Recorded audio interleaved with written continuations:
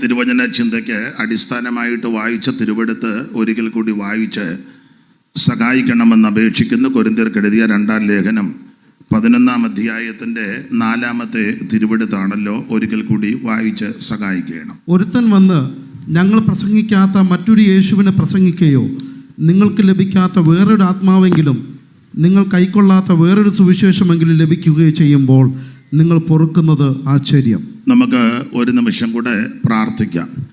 മഹത്വവാനും പരിശുദ്ധനുമാകുന്ന ഞങ്ങളുടെ ദൈവമേ, നല്ല സന്ധ്യയ്ക്കായിട്ട് സ്തോത്രം. കൂടപ്പെട്ടിരിക്കുന്ന എല്ലാവരെയും ഇന്ന് രാത്രിയിൽ ആശീർവദിക്കണം. ശബ്ദപരിധിയിൽ ശ്രദ്ധിക്കുന്ന ഏവർക്കും അനുഗ്രഹമാക്കണം. ദൂരത്തിരുന്ന് ഈ ശുശ്രൂഷ കാണുകയും കേൾക്കുകയും ചെയ്യുന്നവർക്കും അനുഗ്രഹമാക്കി തീർക്കണം. ഇന്ന് രാത്രി ഇവിടെ കൂടപ്പെട്ട എല്ലാവരെയും ആശീർവദിക്കണം. സന്നിധി ബോധം നൽകണം. പ്രിയപുത്രനെ ഞങ്ങളെ കൂടി മഹത്വപ്പെടുത്തണമേ. യേശുക്രിസ്തുവിൻ നിസ്തുല്യ നാമത്തിൽ അപേക്ഷിക്കുന്ന ഈ പ്രാർത്ഥനയും ദയമൂലം കേൾക്കണം സ്വർഗസ്ഥ പിതാവേ, ആമേൻ. നമ്മുടെ കരവും ശബ്ദവും ഉയർത്തി ദൈവത്തെ മഹത്വപ്പെടുത്താം. ഹല്ലേലൂയ. അനുഗ്രഹപ്രദമായ ഈ നല്ല സന്ധ്യയ്ക്കായിട്ട് ദൈവത്തെ മഹത്വപ്പെടുത്തുന്നു.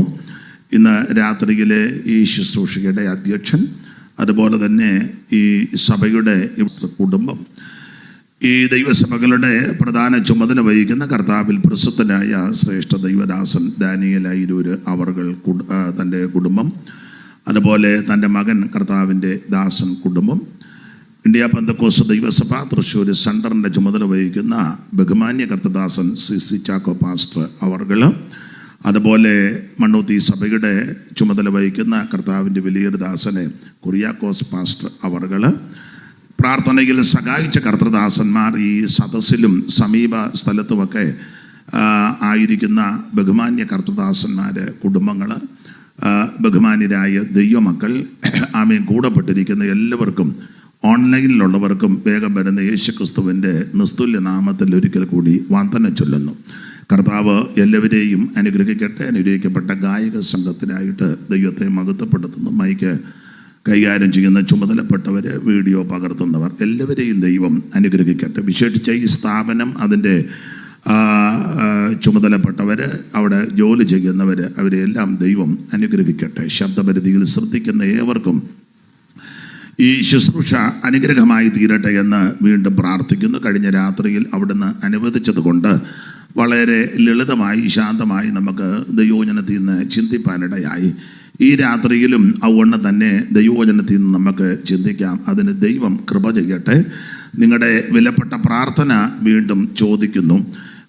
ഇന്നലെ എല്ലാവരും വളരെ നന്നായി ഈ ശുശ്രൂഷയോട് സഹകരിച്ചു. ഇന്നും അങ്ങനെ തന്നെ ആയിത്തീരുവാൻ ദൈവം ഏവർക്കും കൃപ ചെയ്യുമാറാകട്ടെ. മറ്റ് മുഖവരകൾ അധികം പറയുന്നില്ല. ഈ ശുശ്രൂഷയ്ക്ക് ഇന്നലെയും ഇന്നും ഇന്ന് പകലുമൊക്കെ ശുശ്രൂഷയ്ക്ക് എന്നെ ക്ഷണിച്ച ഈ സഭ, ആമേൻ, ശുശ്രൂഷകൻ, ആമേൻ, ചുമതലപ്പെട്ടവർ, എല്ലാവർക്കും, ഇവിടുത്തെ ദൈവമക്കൾ എല്ലാവർക്കും നന്ദി. ദൈവം എല്ലാവരെയും അനുഗ്രഹിക്കട്ടെ. വായിച്ച തിരുവെഴുത്തിനെ അടിസ്ഥാനമാക്കിയാണല്ലോ നമ്മൾ ചിന്തിച്ചു വരുന്നത്. ഒരിക്കൽ കൂടി വായിച്ച് സഹായിക്കണം. ഒരുത്തൻ വന്ന് ഞങ്ങൾ പ്രസംഗിക്കാത്ത മറ്റൊരു യേശുവിനെ പ്രസംഗിക്കുകയോ നിങ്ങൾക്ക് ലഭിക്കാത്ത വേറൊരു ആത്മാവെങ്കിലും നിങ്ങൾ കൈക്കൊള്ളാത്ത വേറൊരു സുവിശേഷമെങ്കിലും ലഭിക്കുകയോ ചെയ്യുമ്പോൾ നിങ്ങൾ പൊറുക്കുന്നത് ആശ്ചര്യം. ഒരിക്കൽ കൂടി നമ്മുടെ കരവും ശബ്ദവും ഉയർത്തി ദൈവത്തെ മഹത്വപ്പെടുത്താം. ശക്തിയോടൊരു ഹല്ലേലൂയ പാടിയാട്ടെ. എത്ര നാൾ ചതിച്ചു കൊള്ളും പിശാചി ലോകം, എത്ര നാൾ ഭരിച്ചു കൊള്ളും, എത്ര നാൾ പറഞ്ഞും കൊള്ളും അപവാദങ്ങൾ ശുദ്ധിമാന്മാരുടെ മേലും. കർത്താവേ നോക്കിക്കാൺക പാർത്തലത്തിൻ ദുരിതം, കർത്താവേ നോക്കിക്കാൺക പാർത്തലത്തിൻ ദുരിതം, സാത്താന്റെ ധിക്കാരത്തെ നീക്കുവാനായി പ്രിയം, സാത്താന്റെ ധിക്കാരത്തെ നീക്കുവാനായി പ്രിയ. കാന്താതാമസം എന്താകോ വന്നിടാനേശു, കാന്താതാ എന്താകോ കാന്താതാമസം എന്താകോ വന്നിടാനേശു കാന്താതാമസം എന്താകോ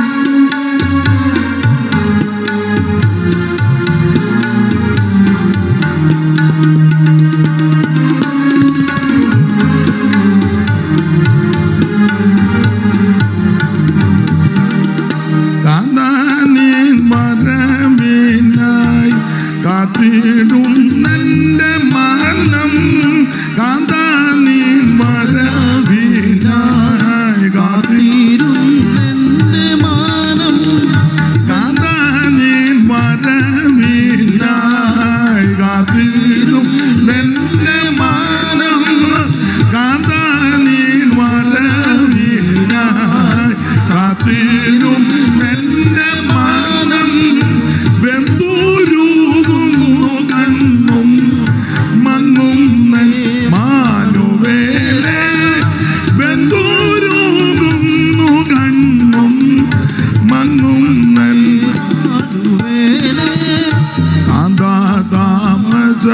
എന്താകോ വന്നിടാനേശു കാന്താതാമസം എന്താകോ കാന്താതാമസം എന്താകോ വന്നിടാനേശു കാന്താതാമസം എന്താകോ കാന്താതാമസം എന്താവോ വന്നിടാനേശു കാന്താതാമസം എന്താവോ.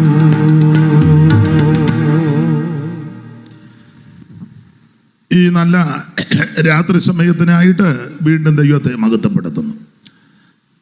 ദൈവവചന ചിന്തയ്ക്ക് അടിസ്ഥാനമായിട്ട് വായിച്ചത് കൊരിന്ത്യർക്കെഴുതിയ 2-ാം ലേഖനം 11-ാം അധ്യായത്തിൻ്റെ 4-ാമത്തെ തിരുവെടുത്ത.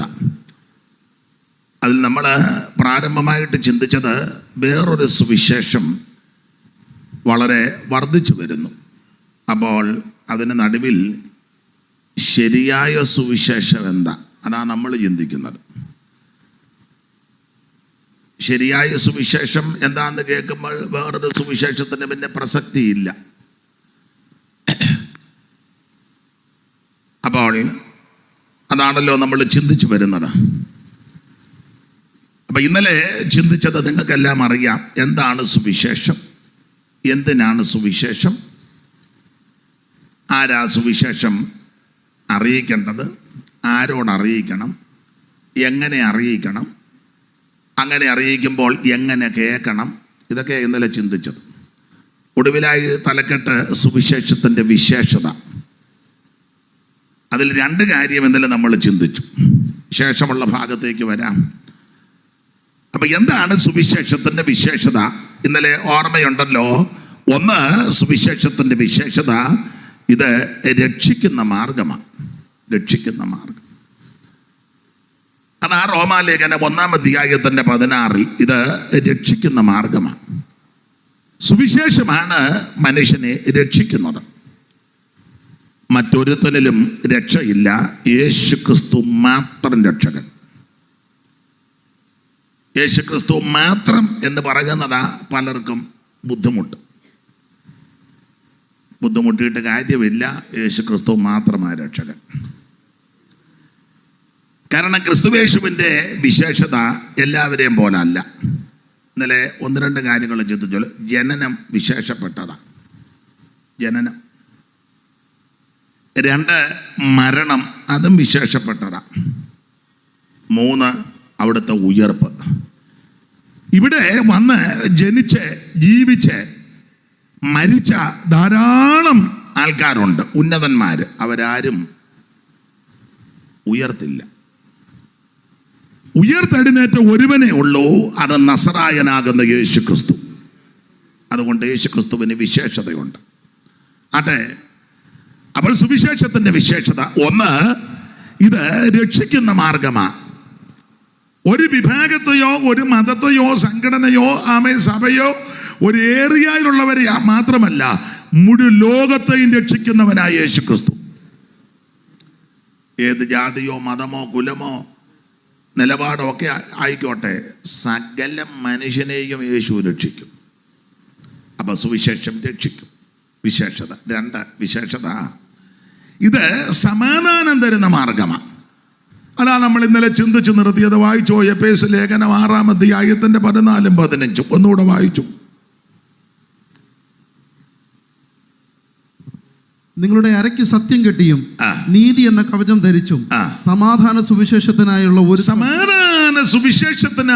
ഒരുക്കം കാലിന് ചെരുപ്പാക്കണം. അപ്പോൾ സുവിശേഷത്തിന്റെ രണ്ടാമത്തെ വിശേഷത ഇത് സമാധാനം തരുന്ന മാർഗമാണ്. ഒന്ന്, സുവിശേഷം രക്ഷിക്കുന്ന മാർഗം. രണ്ട്, സുവിശേഷം സമാധാനം തരും. ഇന്ന് രാത്രി സമാധാനമില്ലാത്ത ആരെങ്കിലും ഉണ്ടെങ്കിൽ അവര് യേശുക്രിസ്തുവിന്റെ തൃപ്പാദത്തിൽ സമർപ്പിച്ചാൽ, യേശുവിനെ രക്ഷിതാവായി സ്വീകരിച്ചാൽ നിത്യമായ സമാധാനമാണ്. ഇവിടെ ഇരിക്കുന്നവരെല്ലാം പ്രശ്നമില്ലാത്തവരല്ല, ധാരാളം പ്രശ്നമുള്ളവരായി ഇവിടെ വന്നിരിക്കുന്നത്. ഇരിപ്പ് കാണുമ്പോൾ അറിയാം. എന്നാലും ഇങ്ങനെ ഇരിക്കുന്ന എന്നാന്ന് ചോദിച്ചാൽ സമാധാനമുള്ളതുകൊണ്ടാണ്. സമാധാനമുണ്ട്. വെട്ടം നിർത്തിയതാണോ പോയതാണോ? വന്നു. അപ്പൊ ശ്രദ്ധിക്കുക, ഇവിടെ ഇരിക്കുന്ന എല്ലാവരും പല പ്രശ്നങ്ങളുള്ളവരാ. മനുഷ്യനല്ലേ, പ്രശ്നമില്ലാത്ത ആരാ? എല്ലായിടത്തും ഉണ്ട്. ഇവിടെ വന്നിട്ടുള്ളതിൽ നിങ്ങളെ സത്യമേ പറയാവൂ, സത്യമേ പ്രവർത്തിക്കാവൂ. അതുകൊണ്ട് നിങ്ങൾ സത്യം പറയും. പട്ടിക്കാട്ടുകാർ സത്യം പറയുന്നവരാ. വിശേഷിച്ച് ആൽപ്പാറ, ബീച്ചി, കണ്ണാറ, ചാലാമ്പാടം, മണ്ണൂത്തി എല്ലാവരും സത്യം പറയുന്നവരാ. അതുകൊണ്ട് ഇവിടെ ഇരിക്കുന്നതിൽ വന്നതിൽ ധാരാളം ആൾക്കാര് കടഭാരമുള്ളവരുണ്ട്, ഇതിനകത്തുണ്ട്. അങ്ങനെയുള്ളവരൊന്ന് കൈ പൊക്കിക്കേ. തരാനല്ല, അറിയാനാ. ഒന്ന് പോക്ക് നമുക്കും ഉണ്ട് കടവല്ലയോ. ഇതിപ്പോ ഒന്നും കണ്ടാൽ അറിയത്തില്ല. ഉണ്ടോ? എന്തും വേണ്ട കടവുണ്ടെന്ന് ഞാൻ ചോദിക്കുന്നില്ല, ഇല്ല പറയുകയും വേണ്ട, ഞാൻ ചോദിക്കത്തുമില്ല. എന്നാലും ആ ഇരിപ്പ് കണ്ടാൽ കടമുണ്ടെന്ന് പറയുമോ? ഇല്ല. എന്നാ? സമാധാനമുള്ളത് കൊണ്ട്. കാശ് കണ്ടമാനമുള്ളത് കൊണ്ട് സമാധാനം വേണമെന്നില്ല. വലിയ വീട് പണിതത് കൊണ്ട് സമാധാനം വേണമെന്നില്ല. വലിയ ബിസിനസ് നടത്തുന്നത് കൊണ്ട് സമാധാനം വേണമെന്നില്ല. അല്ല, അങ്ങനെയുള്ളവരെ അല്ലേ കണ്ടേ വെടിവെച്ചു ചത്തല്ലോ, ഇല്ലയോ? കാശില്ലാഞ്ഞിട്ടാണോ?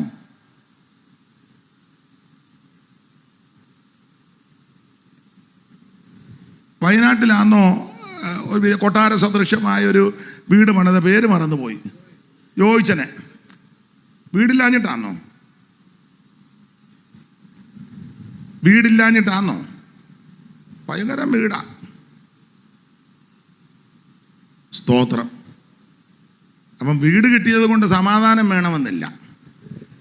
ഒരിക്കല് ഒരു ബൈത്തോമിലെ ഞാൻ രാവിലെ ചെന്നു, ഒരത്യാവശ്യ കാര്യത്തിന് ചെന്നത് ആ പാസ്റ്ററെ കാണാൻ. അപ്പോൾ ആ സഭയിലെ ഒരപ്പച്ചൻ അവിടെ ഉണ്ട്. രാവിലെ ഞാൻ ചോദിച്ചു, അച്ഛന് രാവിലെ? ഇല്ല, ഞാൻ ഇന്നലെ വന്നതാ. ഞാൻ ചോദിച്ചു, ഇന്നലെ എന്നാ കാത്തിരിപ്പ് യോഗം ഉണ്ടായിരുന്നു? കാത്തിരിപ്പൊന്നുമില്ല, പിന്നെ എന്നാ? എൻ്റെ പാസ്റ്ററെ വീട്ടിൽ കിടന്നാൽ ഉറക്കവും വരികയില്ല, അഥവാ ഉറങ്ങി ഞെട്ടുകയും ചെയ്യും. അതുകൊണ്ട് കുറച്ച് ദിവസമായിട്ട് പെയ്ത്തോമില്ല. അദ്ദേഹത്തിൻ്റെ വീട് അന്നത്തെ കാലത്ത് 2 നില വീടാ. വർഷങ്ങൾക്ക് മുമ്പാ രാജസ്ഥാൻ മാർബിൾ ഇറക്കിയ അന്നത്തെ വീട് പണിതത്. 5-6 മുറി അന്നത്തെ കാലത്തുള്ള വലിയ വീടാ. പിള്ളേരുമൊക്കെ പല രാജ്യത്താ. പേരും വീട്ടുപേരും ഒന്നും പറയുന്നില്ല, കാരണം ബന്ധുക്കാർ ഇവിടെ കാണാൻ സാധ്യതയുണ്ട്. പ്രസംഗം തീരുന്നതിന് മുന്നേ നിങ്ങൾ മെസ്സേജ് വിടും. എനിക്ക് ഒരുത്തരെയും വിശ്വാസവും ഇല്ല. അപ്പം അതുകൊണ്ട് ഞാൻ ചോദിച്ചു, എന്താ അപ്പം പുള്ളി പറഞ്ഞു, പെയ്ത്തോമില്ല കുറച്ച് ദിവസമായിട്ട് വീട് വലിയ വീടാ. പെയ്ത്തോമോ ഒരു 60 അടി നീളത്തിനൊരു ഹോളും ഒരു ചായ്പ് 2 മുറിയേ ഉള്ളു. പാസ്റ്ററും 3 പിള്ളേരും. ഈ വല്യപ്പം വന്നുകൊണ്ട് പുള്ളിക്ക് ഒരു മുറി കൊടുത്തു. വീടില്ലാഞ്ഞിട്ടാണോ? കിടന്ന ഉറക്കവും വരുന്നില്ല, ഇടയ്ക്കിടയ്ക്ക് ഞെട്ടുന്നെന്ന്. പെയ്ത്തോമാകുമ്പോൾ കുഴപ്പമില്ലല്ലോ. അപ്പോൾ വലിയ വീട് വെച്ചത് കൊണ്ട് സമാധാനം വേണമെന്നില്ല. വലിയ ബിസിനസ്സുകാരനാ, സമാധാനം വേണമെന്നില്ല. കാശ് കണ്ടവാനുമുണ്ട്, സമാധാനം വേണമെന്നില്ല. ഇതൊന്നുമില്ലാത്ത എത്രയോ പേര് സമാധാനത്തോടെ ഇരിക്കുന്നു, ഇല്ലേ? ഞങ്ങളുടെ നാട്ടിലൊരു കുടുംബമുണ്ട്. അയ്യോ, സാധുക്കളാ, ദൈവത്തിന് മഹത്വം. ഒരു ചെറിയ വീട്, അപ്പനും അമ്മയും പെൺപിള്ളേരും ഒക്കെ, മോനും ഒക്കെ ഉണ്ട്. ആ സഹോദരിമാരും അപ്പച്ചനുമൊക്കെ പാടത്ത് പോയി കഷ്ടപ്പെട്ട് അങ്ങനെ ജീവിക്കുന്നത്. ചെറിയൊരു വീട്. പക്ഷെ അവരുടെ വിശേഷത, സന്ധ്യയാകുമ്പോൾ രാവിലെ പാടത്തൊക്കെ പോയി ജോലി കഴിഞ്ഞ് വീട്ടിൽ വന്ന് പൈപ്പോ കിണറോ അങ്ങനെയുള്ള സജ്ജീകരണമോ ഒന്നുമില്ല. തുണിയൊക്കെ കഴുകുന്ന ആറ്റി കൊണ്ടുപോയാൽ അത് എടുത്തുകൊണ്ട് തുണിയൊക്കെ ആറ്റി കൊണ്ടുപോയി അടിച്ച് നനച്ച് കുളിച്ച് ആറ്റിൽ നിന്ന് വെള്ളവും കോരി തലയെ ചുമ്മി വന്നു കഴിഞ്ഞ് ആ കഞ്ഞി വെക്കുന്നത്. ആ കഞ്ഞികൂടി എല്ലാം കഴിയുമ്പോൾ 9 മണി, കഞ്ഞിയൊക്കെ കാലമാകുമ്പോൾ 9 ഒക്കെ ആകും. ഒരു 9 മണി കഴിഞ്ഞാൽ ഇവർ വട്ടമിരുന്ന് പാട്ട് പാടി പ്രാർത്ഥിക്കുന്നത്. നല്ല വീടല്ല, കറണ്ടില്ല, സാമ്പത്തികമൊന്നുമില്ല, വളരെ കഷ്ടപ്പെട്ടാണ് ജീവിക്കുന്നത്. പക്ഷേ വൈകിട്ടത്തെ കുടുംബ പ്രാർത്ഥനയെന്ന് പറഞ്ഞാൽ അവർ 3-4 പേരേ ഉള്ളൂ, വലിയ കാത്തിരിപ്പ് യോഗം നടക്കുന്നത് പോലെ. അതെ, ആ സഹോദരിമാർ നന്നായിട്ട് പാട്ട് പാടും, ഹൈ പിച്ചിലാണ് പാടുന്നത്, നമ്മളാരും ഒപ്പം പിടിക്കുകയല്ല. ആ ആരാധനയും പ്രാർത്ഥനയും 9 മണിക്ക് തുടങ്ങിയാൽ മിക്കപ്പം 11:30-12 ഒക്കെ ആകും. നന്നായിട്ട് പാട്ട് പാടും. അയലത്തുള്ളവരാരും ഉറങ്ങുകയല്ല ഇവരുടെ പാട്ട് കേൾക്കാൻ. നന്നായിട്ട് പാടും. തമ്പേർ മേടിക്കാൻ കാശൊന്നുമില്ല, ഒന്നുമില്ല. ചിലപ്പോൾ ഈ അലൂമിനിയം കുടമൊക്കെ എടുത്ത് വെച്ചാൽ ചെറുക്കൻ അടിക്കുന്നത്. നല്ല മുഴക്കവും നല്ല താളവുമാണ്. ഇതൊന്നുമില്ല. പക്ഷേ എന്നാ സന്തോഷമാണെന്നറിയോ? ഇതെല്ലാം ഉണ്ടായിട്ട് വേണ്ടിയിരിക്കുന്നു. ഒരു സന്തോഷവും ഇല്ലാത്തവരുണ്ട് ഇതിനകത്ത്. ആ മോന്ത കണ്ടില്ലേ? വൈകുന്നേരം കടന്നൽ കുത്തിയതുപോലെ ചിലര്. അപ്പൊ കാശല്ല സന്തോഷം തരുന്നത്, വീടല്ല സന്തോഷം തരുന്നത്, ബിസിനസ് അല്ല സന്തോഷം തരുന്നത്. ചില നല്ല പൊസിഷൻ കിട്ടിയ സന്തോഷമാണ്, സന്തോഷമല്ല തീ തിന്നുകയായിരുന്നു. അതെ, പിന്നെ നമുക്ക് സമാധാനം തരുന്നത് ഒരു മാർഗമേ ഉള്ളൂ, അത് സുവിശേഷമാണ്. ക്രിസ്തു നമ്മുടെ സമാധാനം. ഇത് മാർക്കറ്റിൽ കിട്ടുന്നതല്ല, യേശുവിൽ കൂടി ലഭിക്കുന്നതാ. ദൈവത്തിൻ്റെ മഹത്വം, ദൈവത്തിൻ്റെ മഹത്വം. അതുകൊണ്ട് ഇന്ന് രാത്രി സമാധാനമില്ലാതെ മനഃശാന്തിയില്ലാതെ ആരേലും ഭാരപ്പെടുന്നെങ്കിൽ ഇന്ന് രാത്രി ഈ സുവിശേഷത്തിൻ്റെ വിശേഷത നിനക്ക് സമാധാനം തരുന്ന മാർഗമാണ്. നിന്റെ നിരാശ മാറ്റി, പരാജയം മാറ്റി, തകർച്ച മാറ്റി, ആകുലചിന്ത മാറ്റി നിന്റെ ഹൃദയത്തെ സന്തോഷം കൊണ്ട് പൂരിതമാക്കുന്ന മാർഗമാണ് ആമേൻ സുവിശേഷം. ഗോശാലകൾ ചിലപ്പോൾ കന്നുകാലി കണ്ടെന്ന് വരിക, അത്തിവൃക്ഷം തളിർത്തുന്നു, മുന്തിരികൾ ഫലം കായ്ക്കത്തില്ല, പക്ഷേ യഹോവയിൽ ആനന്ദിക്കും. സന്തോഷമാ. എന്താ സന്തോഷത്തിന്റെ വിശേഷത? സങ്കീർത്തനക്കാരൻ പാടി, ധാന്യവും വീഞ്ഞും വർദ്ധിച്ചപ്പോൾ അവർക്കുണ്ടായതിലും അധികം സന്തോഷം നമ്മുടെ ഹൃദയത്തിൽ ദൈവം തന്നിരിക്കുന്നു. ഈ സന്തോഷം, ഈ സമാധാനം എങ്ങനെ കിട്ടി? സുവിശേഷം അംഗീകരിച്ചത് കൊണ്ട്. ഇന്നലെ ഞാൻ ഓർപ്പിച്ചതുപോലെ ഈ മൈക്ക് ഇവരുടെ കയ്യിലോട്ട് കൊടുത്താൽ പലരും ഇങ്ങോട്ട് വന്ന് പറയും, അയ്യോ ഒരു സമാധാനവും ഇല്ലായിരുന്നു ഒരു കാലത്ത്, എന്നാൽ യേശുവിനെ അറിഞ്ഞു, രക്ഷിക്കപ്പെട്ടു, ഈ മാർഗത്തിൽ വന്നു, ദൈവ പൈതലായി, ഇപ്പോൾ സമാധാനം നദി പോലൊഴുകുമെന്ന. അങ്ങനെ ഒരു പാട്ടില്ലയോ ജോസേ, നദി പോലൊഴുകും? അറിയാമോ ആ പാട്ട്? അതാ, അറിയാമോ? ഉള്ളറിയാൻ മേലേലും ഒരു വരി അറിയാമോ? ആട്ടെ, എന്നാ ഞാനും പാടുന്നില്ല. അപ്പൊ ഇത് സമാധാനത്തിന്റെ മാർഗമാ സുവിശേഷം. ഒന്നുകൂടെ ആവർത്തിക്കുക, ഇത് കിട്ടാൻ കാശ് മുടക്കൊന്നുമില്ല. അവിടെ ഹൈപ്പർ മാർക്കറ്റ് അവിടെ കിട്ടുന്നതല്ല.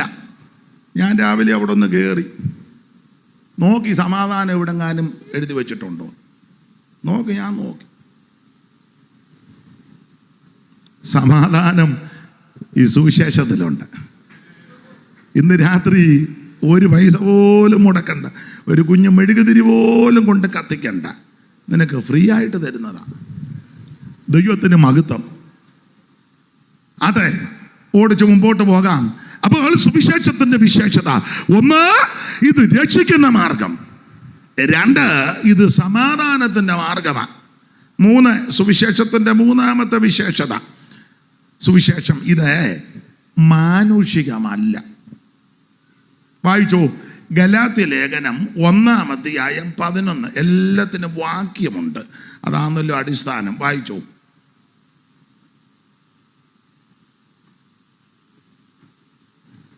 സഹോദരന്മാരെ, ഞാൻ അറിയിച്ച സുവിശേഷം മാനുഷ്യമല്ല എന്ന് നിങ്ങൾ മതി. അപ്പോൾ ശ്രദ്ധിക്കുക, പൗലോസ്ലീഹ പറയുക, അല്ലയോ സഹോദരന്മാരെ, ഞാൻ അറിയിച്ച സുവിശേഷം മാനുഷികമല്ല. ഇന്ന് രാത്രി എന്നെ കേൾക്കുന്ന ബഹുമാന്യരെ, ഇത് മാനുഷികമല്ല. ഏത് സുവിശേഷം? അതിനാ ഇത് മനുഷ്യനാരും കണ്ടുപിടിച്ചതല്ല, ഇത് മനുഷ്യന്റെ മാർഗവുമല്ല, ഇത് സർവജ്ഞനായ ദൈവത്തിന്റെ നിയമമാണ്. ഇത് ദൈവമാ അറിയിച്ചത്. യേശു സുവിശേഷം അറിയിച്ചില്ലയോ? അതെ, യേശു സുവിശേഷം അറിയിച്ചു. അങ്ങനെ മർക്കോസിന്റെ സുവിശേഷത്തിൽ നമ്മൾ വായിക്കുന്നത് അങ്ങനല്ലയോ ജിജോ? വായിച്ച 1:12.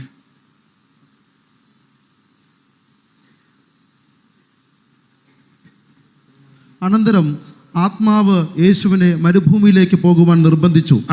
അവിടെ യേശു സാത്താനാൽ പരീക്ഷിക്കപ്പെട്ടു. അതിന് മുകളിൽ വാക്യമുണ്ട്, യേശു സുവിശേഷം അറിയിച്ചെന്ന.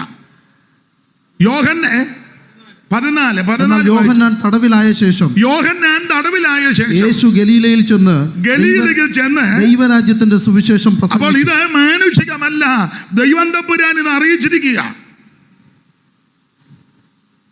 യേശുക്രിസ്തുവിന് മുന്നോടിയായിട്ട് വന്ന യോഹന്നാൻ സ്നാപകൻ അവിടുത്തെ ചെരുപ്പിന്റെ വാറ് അടിക്കാൻ പോലും യോഗ്യനല്ലെന്നാ പറഞ്ഞേ.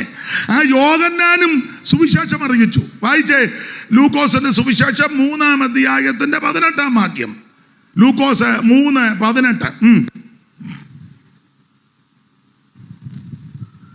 ഓരോ താളും മറിക്കാതെ ഉദ്ദേശത്തിൽ അങ്ങോട്ട് മറിക്കേ.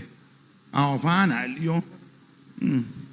മറ്റു പലതും അവൻ പ്രബോധിപ്പിച്ചുകൊണ്ട് ജനത്തോട് സുവിശേഷം അറിയിച്ചു. കസേരയായിട്ട് വന്നേ, ഇങ്ങോട്ട് വന്നേ, ഇവിടോട്ടിരിക്കെ. സമയം പോകുന്നു, ഇങ്ങോട്ടിരിക്കെ. ഇനിയും താളും അറിയത്തില്ല, ഇനിയും താളും അറിയുന്നെന്ന് പറഞ്ഞ വായര്.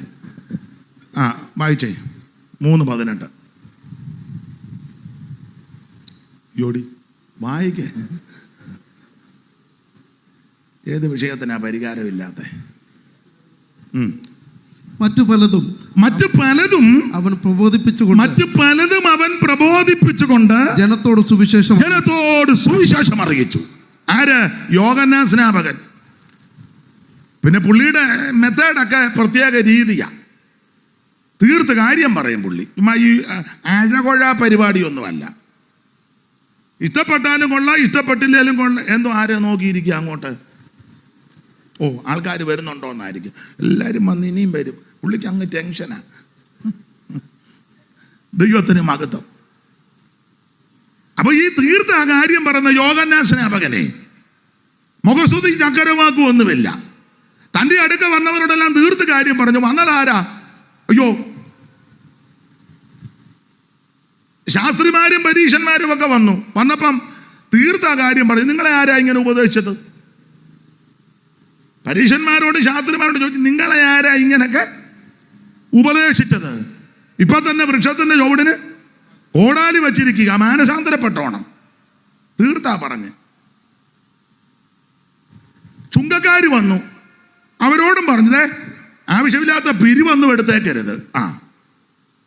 നമ്മുടെയൊക്കെ ചില കൺവെൻഷന് പോയാൽ 1ഉം 2ഉം പിരിവെന്നല്ല, നമ്മൾ പിരിവെന്ന് കൊടുക്കുകയല്ല, സ്തോത്ര കാഴ്ച എന്നാ. അതാകുമ്പം വലിയ മനസ്സിന് വലിയ ചില ആൾക്കാർ പറയാൻ കേട്ടാൽ നമുക്ക് പിന്നെ അങ്ങ് ബുദ്ധിമുട്ടാണ്. നിങ്ങൾ വണ്ടിക്കൂലി മാത്രം വെച്ച് ബാക്കി മുഴുവൻ വലിയ പൂലാന്തേവിയുടെ കൊള്ള സങ്കേതത്തിൽ ചെന്ന പോലെ. അതുകൊണ്ട് ജനമെല്ലാം ചിലയിടങ്ങളിൽ ചെന്നാൽ സ്വോത്രകാഴ്ചയും കൂടെ കഴിഞ്ഞേച്ചേ മിക്കവരും വരുവുള്ളൂ. അതിപ്പം ഞങ്ങൾ ഉപദേശന്മാർ അതിലും മിടുക്കന്മാരാ.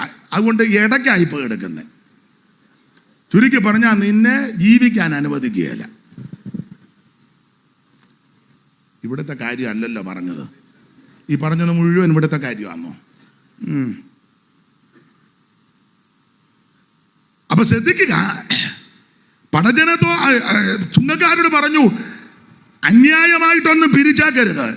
അല്ല, ഞാനും ഇന്ന് രാത്രി പറയാ, നിന്റെ കുടുംബത്തിലോ നിന്റെ കൈവശമോ നിന്റെ ജീവിതത്തിലോ ന്യായത്തിന് നിരക്കാത്ത ഒന്നും കാണരുതെന്ന്. ഇതൊക്കെ സുവിശേഷം പറയുമ്പോൾ പറയേണ്ട കാര്യമാണ്. അപ്പുറത്തുകാരൻ്റെ അതിര് മാന്തരുത്. ചേട്ടനോ അനിയനോ ചേട്ടത്തിക്കോ അനിയത്തിക്കോ പെങ്ങൾക്കോ ആങ്ങളക്കോ അപ്പനോ അമ്മയ്ക്കോ സഹോദരങ്ങൾക്കോ എന്തെങ്കിലുമൊക്കെ കൊടുക്കാനുണ്ടെങ്കിൽ കൃത്യം കൊടുത്തോണം, അടിച്ചു മാറ്റരുതെന്ന്. മനസ്സിലാകുന്നു ഇല്ലായിരിക്കും. കൈവെടിപ്പായിരിക്കണം. അപ്പനും അമ്മയും ജാഗാറാമ്പം സ്നേഹം നടിച്ച് അങ്ങോട്ട് ചെന്ന് കള്ളയാധാരം ഉണ്ടാക്കുന്ന മിടുക്കന്മാരുണ്ട്. അപ്പനെ മിണ്ടാൻ മേലോടെ അപ്പച്ച കുറുക്ക് വേണോ? കുറുക്ക് ചാകാറായി കിടക്കുന്ന വല്യപ്പൻ എന്തിനാ കുറുക്ക്? പുള്ളി അറിയാതെ തള്ളവരിൽ പിടിച്ച് അമുക്കി കള്ളയാധാരം ഉണ്ടാക്കും. പക്ഷെ ദൈവം വിടുകയല്ല.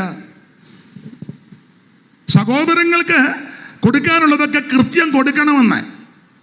ചതിക്കരുത്, വഞ്ചിക്കരുത്. ദൈവത്തിന് മഹത്വം. അപ്പോൾ നമ്മുടെ കയ്യും വെടിപ്പായിരിക്കണം. ഇതൊക്കെ ഇതിനകത്ത് അടങ്ങിയിരിക്കുന്ന കാര്യമാണ്. സഭയിൽ വരുന്നവനും മറ്റുള്ളവരെ ചതിക്കരുത്, അവനെ ഉപദ്രവിക്കരുത്, അവനെ നശിപ്പിക്കരുത്. അപ്പോൾ കൈ വെടിപ്പായിരിക്കണം. ദൈവത്തിന് മഹത്വം. അപ്പോൾ ചുങ്കക്കാരോട് പറഞ്ഞു, ആവശ്യമില്ലാത്ത ഒരു പിരിവും പാടില്ല. മാത്രമാണോ, പടജനം തൻ്റെ അടുക്ക വന്നു. പടജനം വന്നപ്പോഴും പറഞ്ഞു, ആമേൻ സ്തോത്രം, മറ്റുള്ളവനെ ഉപദ്രവിക്കരുത്, വെറുതെ കയ്യേറ്റം ചെയ്യരുത്. നമുക്ക് വേണ്ടി ഒരു ദൈവ സ്വർഗത്തിലുണ്ട്. ന്യായമല്ലാത്ത നീതിക്ക് നിരക്കാത്ത ഒരു കാര്യവും പാടില്ല. അതാണ് തന്നെ സുവിശേഷം പറഞ്ഞ എൻ്റെ മെത്തേഡ് ഒക്കെ അതാ. എല്ലാവർക്കും ഒന്നും ഇഷ്ടപ്പെടുകയല്ല. ഒന്നുകൂടെ ആ വാക്യം വായിച്ചേ, 3-ാം അധ്യായത്തിന്റെ 18-ാമത്തെ തിരുവെടുത്ത് വായിച്ചേ. ലൂക്കോസ് മറ്റു പലതും അവൻ പ്രബോധിപ്പിച്ചിട്ട് ജനത്തോട് സുവിശേഷം അറിയിച്ചു. അപ്പൊ ജനത്തോട് സുവിശേഷം അറിയിച്ചു. അപ്പൊ എന്താ സുവിശേഷത്തിന്റെ വിശേഷത? ഞാൻ ഓർപ്പിച്ചല്ലോ, 2-ാമത്തെ വിശേഷത ഇത് സമാധാനം കൊടുക്കുന്ന മാർഗമാ. 3 ഇത് മാനുഷികമല്ല. അപ്പൊ എന്നെ കേൾക്കുന്ന പ്രിയരെ, ഇത് മനുഷ്യരാരും ഒപ്പിച്ചതല്ല, സർവജ്ഞനായ ദൈവമായി ഇത് അറിയിച്ചത്. ആ സുവിശേഷം അറിയിക്കാനാ ആമൻ സ്തോത്രം. ആ സുവിശേഷത്തിന് എന്ന് പറഞ്ഞ യേശു ക്രിസ്തു ജനിച്ചപ്പോൾ ദൂതന്മാരെ വിട്ട് ഈ വാർത്ത അറിയിച്ചു. സർവജനത്തിന് ഉണ്ടാകുവാനുള്ള ഒരു മകോ സന്തോഷം. വായിച്ചേ ലൂക്കോസ് 2-ാം അധ്യായത്തിന്റെ 8 മുതൽ താഴോട്ടുള്ള വാക്യം. ഇന്നലെ വായിച്ചതായെങ്കിലും ഒന്നുകൂടെ വായിച്ചോ. ലൂക്കോസ് 2-ന്റെ 8 മുതൽ താഴോട്ട്. അന്ന് ആ പ്രദേശത്ത് ഇടയന്മാർ രാത്രിയിൽ ആട്ടിൻകൂട്ടത്തെ കാവൽ കാത്ത് വെളിയിൽ പാർത്തിരുന്നു. അപ്പോൾ കർത്താവിന്റെ ഒരു ദൂതൻ അവരുടെ അരികെ നിന്ന് കർത്താവിന്റെ തേജസ് അവരെ ചുറ്റിമിന്നി. അവർ ഭയപരവശരായി തീർന്നു. ദൂതൻ അവരോട്, ഭയപ്പെടേണ്ട, സർവ്വജനത്തിനും ഉണ്ടാകുവാനുള്ള ഒരു മഹാസന്തോഷം ഞാൻ നിങ്ങളോട് സുവിശേഷിക്കുന്നു. സർവ്വജനത്തിനും ഉണ്ടാകുവാനുള്ള ഒരു മഹാ സന്തോഷം സുവിശേഷിക്കുന്നു. ദൈവം ദൂതനെ വിട്ടു, ഈ വാർത്ത അറിയിച്ചു. യേശു കർത്താവ് ഇത് പറഞ്ഞു. യേശു ക്രിസ്തുവിന് മുന്നോടിയായി വന്ന യോഹന്നാൻ സ്നാപകൻ ഇത് പറഞ്ഞു. മാത്രമാണോ, അപ്പോസ്തലന്മാരെല്ലാം ഈ സുവിശേഷം അറിയിച്ചത്. നമുക്കറിയാം, ഈ ഫിലിപ്പോസ് സുവിശേഷം അറിയിച്ചെന്ന മേശമേ തെരഞ്ഞെടുത്തയാളാ. പക്ഷേ ദൈവാത്മാവ് പറഞ്ഞു ഗസയ്ക്കുള്ള നിർജ്ജന സ്ഥലത്തേക്ക് പോകാൻ പോയി. അപ്പോൾ അവിടെ ചെന്നപ്പോൾ നമുക്കറിയാം, തേരിലെ ഷണ്ണൻ തിരുവെഴുത്ത് വായിക്കുക. ഈ വാക്യം അടിസ്ഥാനമാക്കി സുവിശേഷം പറഞ്ഞെന്ന 8-ാം അധ്യായത്തിന്റെ 34 വായിച്ചേ. അപ്പോസ്തല പ്രവൃത്തി 8-ാം അധ്യായത്തിന്റെ 34. ഷണ്ണൻ ഫിലിപ്പോസിനോട് ഇത് പ്രവാചകൻ ആരെ കുറിച്ച് പറയുന്നു? തന്നെക്കുറിച്ചോ മറ്റൊരുത്തനെ കുറിച്ചോ എന്ന് പറഞ്ഞു തരണമെന്ന് അപേക്ഷിച്ചു. ഫിലിപ്പോസ് ഈ തിരുവെഴുത്ത് ഫിലിപ്പോസ് ഉപദേശി ഈ തിരുവെഴുത്ത് ആധാരമാക്കി അവനോട് യേശുവിനെ കുറിച്ചുള്ള സുവിശേഷം പറഞ്ഞു. അപ്പോൾ ഈ സുവിശേഷം മാനുഷികമല്ല. ഇത് ദൈവം ആദ്യം ദൂതനെ ഇങ്ങോട്ട് വിട്ട് യേശു ജനിച്ച കാര്യം പറഞ്ഞു. യേശു ക്രിസ്തുവിന് മുന്നോടിയായി വന്ന യോഹന്നാൻ സുവിശേഷം അറിയിച്ചു. യേശു ക്രിസ്തു ഈ കാര്യം ജനത്തെ അറിയിച്ചു. തന്റെ അപ്പോസ്തലന്മാരും ഈ സുവിശേഷം അറിയിച്ചു. ഇന്നും ഇത് ദൈവദാസന്മാരെ അറിയിച്ചുകൊണ്ടിരിക്കുക. എന്താ ഇതിന്റെ കാരണം? ഇത് മാനുഷികമല്ല. മാനുഷികമായിരുന്നേ എന്നേ നിന്നേനം. സുവിശേഷത്തെ തകർക്കാനും നശിപ്പിക്കാനും തച്ചുടയ്ക്കാനും കച്ചകെട്ടി രംഗത്ത് വന്ന മിടുക്കന്മാർ ഒന്നോ രണ്ടോ ആണോ? അയ്യോ, ഉന്നതന്മാരും മിടുക്കന്മാരും. പക്ഷേ മിടുക്കന്മാരുടെ കച്ചയടിഞ്ഞതല്ലാതെ സുവിശേഷത്തിനൊരു കോട്ടവും വന്നിട്ടില്ല. ഇന്നും അത് വെന്നിക്കൊടി പറപ്പിച്ചുകൊണ്ടിരിക്കുക. അതുകൊണ്ട് ബഹുമാന്യരായ ദൈവമക്കളോട്, എന്നെ കേൾക്കുന്ന ശ്രോതാക്കളോട് ഒരു കാര്യം പറയാ. അയ്യോ, സുവിശേഷം ഇനി പറയിപ്പിക്കത്തില്ല, സുവിശേഷത്തിന്റെ വഴി കൊട്ടി അടച്ചു, അങ്ങനെ അപ്പിടി ഇപ്പിടി. ഒന്നും പേടിക്കണ്ട, ഇത് മാനുഷികമല്ല. ഈ ഇന്ത്യ രാജ്യം ഇപ്പോൾ ഭരിക്കുന്നത് BJP ഭരണകർത്താക്കള് ബഹുമാനപ്പെട്ട നരേന്ദ്രമോദി അവരുടെ നേതൃത്വത്തിലാണല്ലോ. അദ്ദേഹമാണല്ലോ ഇവിടുത്തെ പ്രധാനമന്ത്രി. ഈ ഇന്ത്യ രാജ്യം ഭരിക്കുന്നു. ഭരിക്കട്ടെ. ഇനി അതല്ല, അദ്ദേഹം മാറിയച്ച് രാഹുൽ ഗാന്ധി കയറി വരുന്നെങ്കിൽ വരട്ടെ, നമുക്കെന്താ? അല്ല, ഇനി മായാവതി വല്ലതും കയറി വരുന്നെങ്കിൽ വരട്ടെ. അല്ല, മമതാ ബാനർജി കയറുന്നെങ്കിൽ കയറട്ടെ. ആര് ഭരിക്കട്ടെ, നമുക്ക് വിഷയമല്ല. ഭരിക്കുന്നവർക്ക് വേണ്ടി നമ്മൾ പ്രാർത്ഥിക്കണം. ഇതാ നമ്മളെ ഏൽപ്പിച്ചേക്കുന്നത്. ഭരിക്കുന്നവർക്ക് വേണ്ടി പുസ്തകത്തിൽ വാക്യം അങ്ങനെ. ഇവിടെ ആര് ഭരിച്ചാലും എന്തോ നിയമം കൊണ്ടുവന്നാലും ദൈവമക്കൾ ചഞ്ചലിക്കേണ്ട കാര്യമില്ല. സുവിശേഷത്തിന് ഒരു കോട്ടവും വരത്തില്ല. ഇത് മാനുഷികമല്ല, ഇത് ദൈവികമാണ്. ഇത് നിയന്ത്രിക്കുന്നവൻ സ്വർഗത്തിലെ ദൈവമാ. ഇത് നടത്തിക്കൊണ്ടിരിക്കുന്ന സ്വർഗത്തിലെ ദൈവമാ. നമ്മളെല്ലാം ചെറിയ ഉപകരണങ്ങൾ മാത്രമാ. അതുകൊണ്ട് ഇന്ന് രാത്രിക്ക് ഇപ്പോൾ കേരളം ഭരിക്കുന്നത് ബഹുമാനപ്പെട്ട പിണറായി വിജയൻ അവർ ഭരിക്കട്ടെ. ഇപ്പൊ 10ാം വർഷം തികയല്ലയോ, 10 ആകാൻ പോകുക, ഭരിക്കട്ടെ. അല്ല, ഇനിയും 5 വർഷവും കൂടെ ഭരിക്കട്ടെ. അതല്ല, ഇനിയും VD സതീശൻ കയറുന്നെങ്കിൽ കയറിക്കോട്ടെ, നമുക്ക് എതിർപ്പൊന്നുമില്ല. അല്ല, സതീശനെ കയറ്റത്തില്ല, ചെന്നിത്തല കയറുകയാണ്, കയറട്ടെ, നമുക്കെന്നാ. ഇനി വേണുഗോപാല വരുന്നെങ്കിൽ നമുക്കിതൊന്നും എതിരല്ല. എന്നെ എല്ലാവർക്കും ഒരു സങ്കടം പോലെ. ബിജുവിന് ചിലപ്പോൾ ഇഷ്ടപ്പെടുകയായിരിക്കും. ഇവിടെ ആര് ഭരിച്ചാൽ എന്താ? ഇവിടെ ആര് ഭരിച്ചാലും ദൈവമക്കളെ ഏൽപ്പിച്ച ചുമതല ഭരിക്കുന്നവർക്ക് വേണ്ടി പ്രാർത്ഥിക്കണം. ഇപ്പം അതൊന്നും താല്പര്യമില്ല. പ്രാർത്ഥിക്കാൻ നേരം നമുക്ക് MLA MP വേണമെന്നാ പറയുന്നത്. നമുക്ക് അങ്ങോട്ട് കയറ്റി വിട്ടാൽ മതി. ഇവൻ നമ്മളെ കനപ്പിക്കുമോ? നല്ല ഏലായി മിക്കവാറും. ഇപ്പം ഭരിക്കുന്നവരാ നല്ലത്. ഏതാ? കേന്ദ്രമാന്തയിലും കേരളമാന്തയിലും ഇനി കോൺഗ്രസ് ആന്തയിലും കമ്മ്യൂണിസ്റ്റ് ആന്തയിലും BJP ആര് വേണേലും ഭരിച്ചോട്ടെ. നമ്മൾ ഭരിക്കുന്നവർക്ക് വേണ്ടി പ്രാർത്ഥിക്കണം. നമുക്ക് MLA MP ഒന്നും എന്തിനാ? നമ്മളോർക്കുന്ന ഇവനെ നമ്മളങ്ങോട്ട് വിട്ടാൽ ഉടനെ നമ്മളെ സഭയുടെ നേതൃത്വത്തിൽ ഇരിക്കുന്നവന്മാർ ഗുണം പിടിപ്പിക്കുന്നില്ല മിക്കതും. പിന്നെ ഇനി ഇതിനെ അങ്ങോട്ട് നിങ്ങൾ യോജിച്ചാലും യോജിച്ചില്ലെങ്കിലും വചനത്തിൻ്റെ അടിസ്ഥാനത്തിൽ പറയാം. നമ്മളെ ഏൽപ്പിച്ചത് ഇത് ഭരിക്കാനല്ല. അതിനാ നമുക്ക് വേറൊരു ഭരണമുണ്ട്. പിന്നെ അങ്ങോട്ട് വരാത്തവർ ഇവിടെ കയറുന്ന നല്ലതാ. അവസാനം അവിടെ ഇല്ല. ഇവിടെ ആര് ഭരിച്ചാലും ശരിയാകത്തില്ല.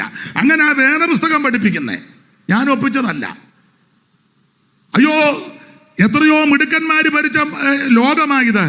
സാമ്രാട്ടുകൾ, അതാ കുറച്ചുകൂടെ നല്ലതല്ലേ? സാമ്രാട്ട്. ദാനിയേൽ പ്രവചനം 2-ാം അധ്യായത്തിൽ ബിംബത്തിന്റെ ദർശനം കണ്ടില്ലയോ?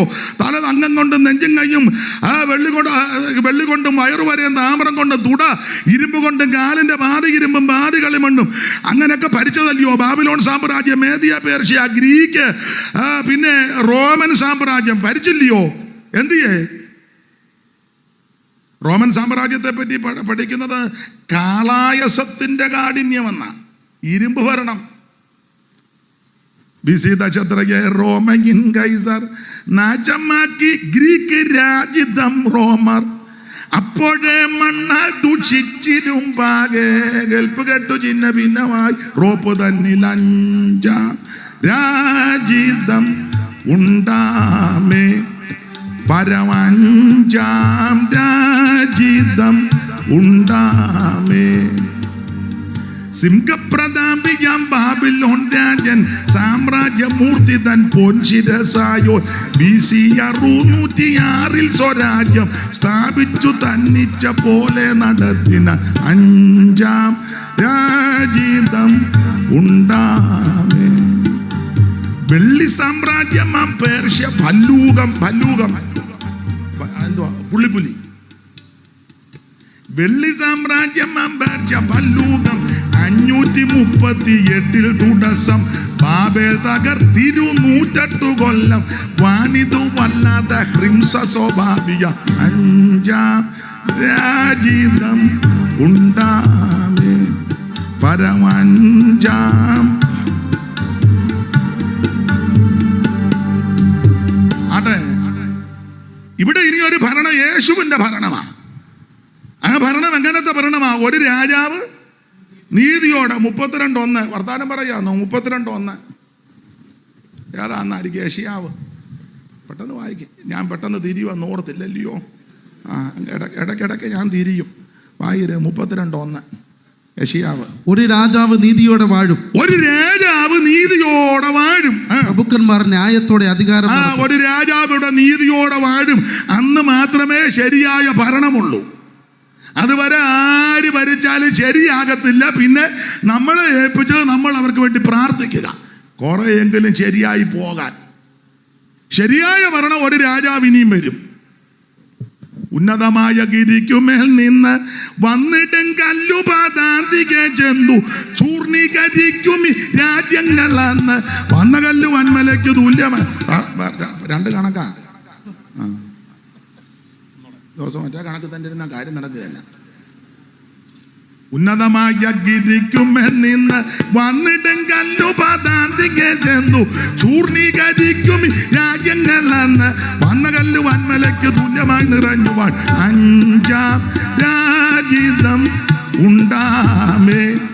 പരം 5-ാം രാജിതം ഉണ്ടാമേ. അപ്പൊ ഇവിടെ ഒരു ഭരണം നടത്തും.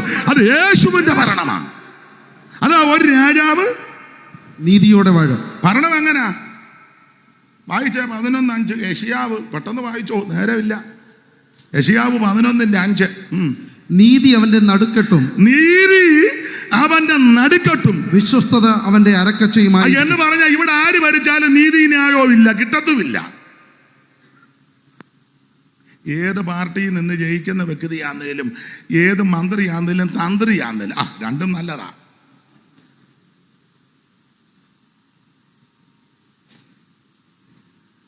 അപ്പൊ ഈ ആരാണേലും ഇപ്പൊ കമ്മ്യൂണിസ്റ്റുകാരെ ജയിപ്പിച്ച് അങ്ങോട്ട് വിടുക, ഭരിക്കുക, പാർട്ടി പറയും പോലെ ഒക്കുള്ളൂ. അല്ല ജയിച്ചെന്നും പറഞ്ഞ് അങ്ങോട്ട് ചെന്നാൽ ഒക്കുവോ? ആണെന്ന് കോൺഗ്രസ്സുകാരുടെ ഇതിൽ നിന്ന് ജയിക്കുക, കോൺഗ്രസ് പാർട്ടി അതിന് ചുമതലപ്പെട്ടൊരു പറയും പോലെ ഒക്കുവുള്ളൂ.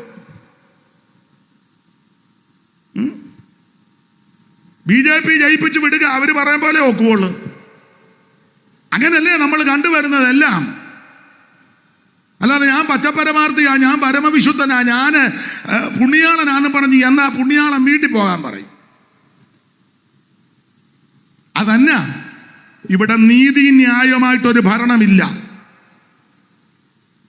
നിങ്ങൾ നിഷ്പക്ഷമായിട്ട് പറ, ഒരു പാർട്ടിയുടെ ആളായിട്ട് പറയണ്ട. ഇഷ്ടപ്പെട്ട പാർട്ടിക്ക് നിങ്ങൾ വോട്ട് ചെയ്തു. ഇവിടെ ആര് ഭരിച്ചാലും നീതിയോടെ ന്യായത്തോടെ ഭരിക്കത്തില്ല. എന്നാൽ സത്യവേദ പുസ്തകം പഠിപ്പിക്കുന്നത് നീതിയോടെ ഭരിക്കാൻ ഒരുവൻ വരും. വേട്ടമല പണ്ട് പാടിയ ഒരു പാട്ടുണ്ട്, വേട്ടമല പീലിപ്പോച്ചൻ. ഇതുവരെ ഭരിച്ചവരിൽ നിന്നും സ്വർഗസ്ഥനേറ്റെടുക്കും, ഇതുവരെ ഭരിച്ചവരിൽ നിന്നും സ്വർഗസ്ഥനേറ്റെടുക്കും. അന്ന് മുതലാളി തൊഴിലാളി പണ്ഡിതർ പാമരർ ദരിദ്രരു എങ്ങുമില്ല. അന്ന് ഏവരും സ്വൈര്യമായി വാഴുന്ന കാലം ഈ ശാലേമിൻ അനുഭവമാ. ഈ ലോകത്തെ പരിചിടുവാൻ ശാലേമിൻ രാജനി ഭൂമിൽ വരും. ഇസങ്ങളി പാരിലില്ല, ഈശനി പാരിടം പരിചിടുമ്പോൾ നാസിസം, ഫാസിസം, എത്തിസം, ബാന്തിസം, കമ്മ്യൂണിസവുമില്ല അന്ന്. ഇപ്പൊ ഇതെല്ലാം ഉണ്ട്. ഇച്ചിരൂടെ സ്പീഡിൽ വായിക്കും. പിന്നെ എനിക്കെന്താ ആളം പോകുന്നു. ഞാൻ ഇച്ചിരി സ്പീഡിൽ പാടാം, എന്നാലേ അത് ഒക്കുള്ളൂ, കണക്ക് ഒക്കുള്ളൂ, ഇല്ലയോ?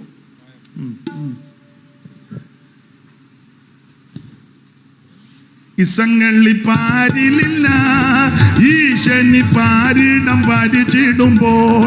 ഇസങ്ങളി പാരിലില്ല, ഈശനി പാരിടം പരിചിടുമ്പോൾ.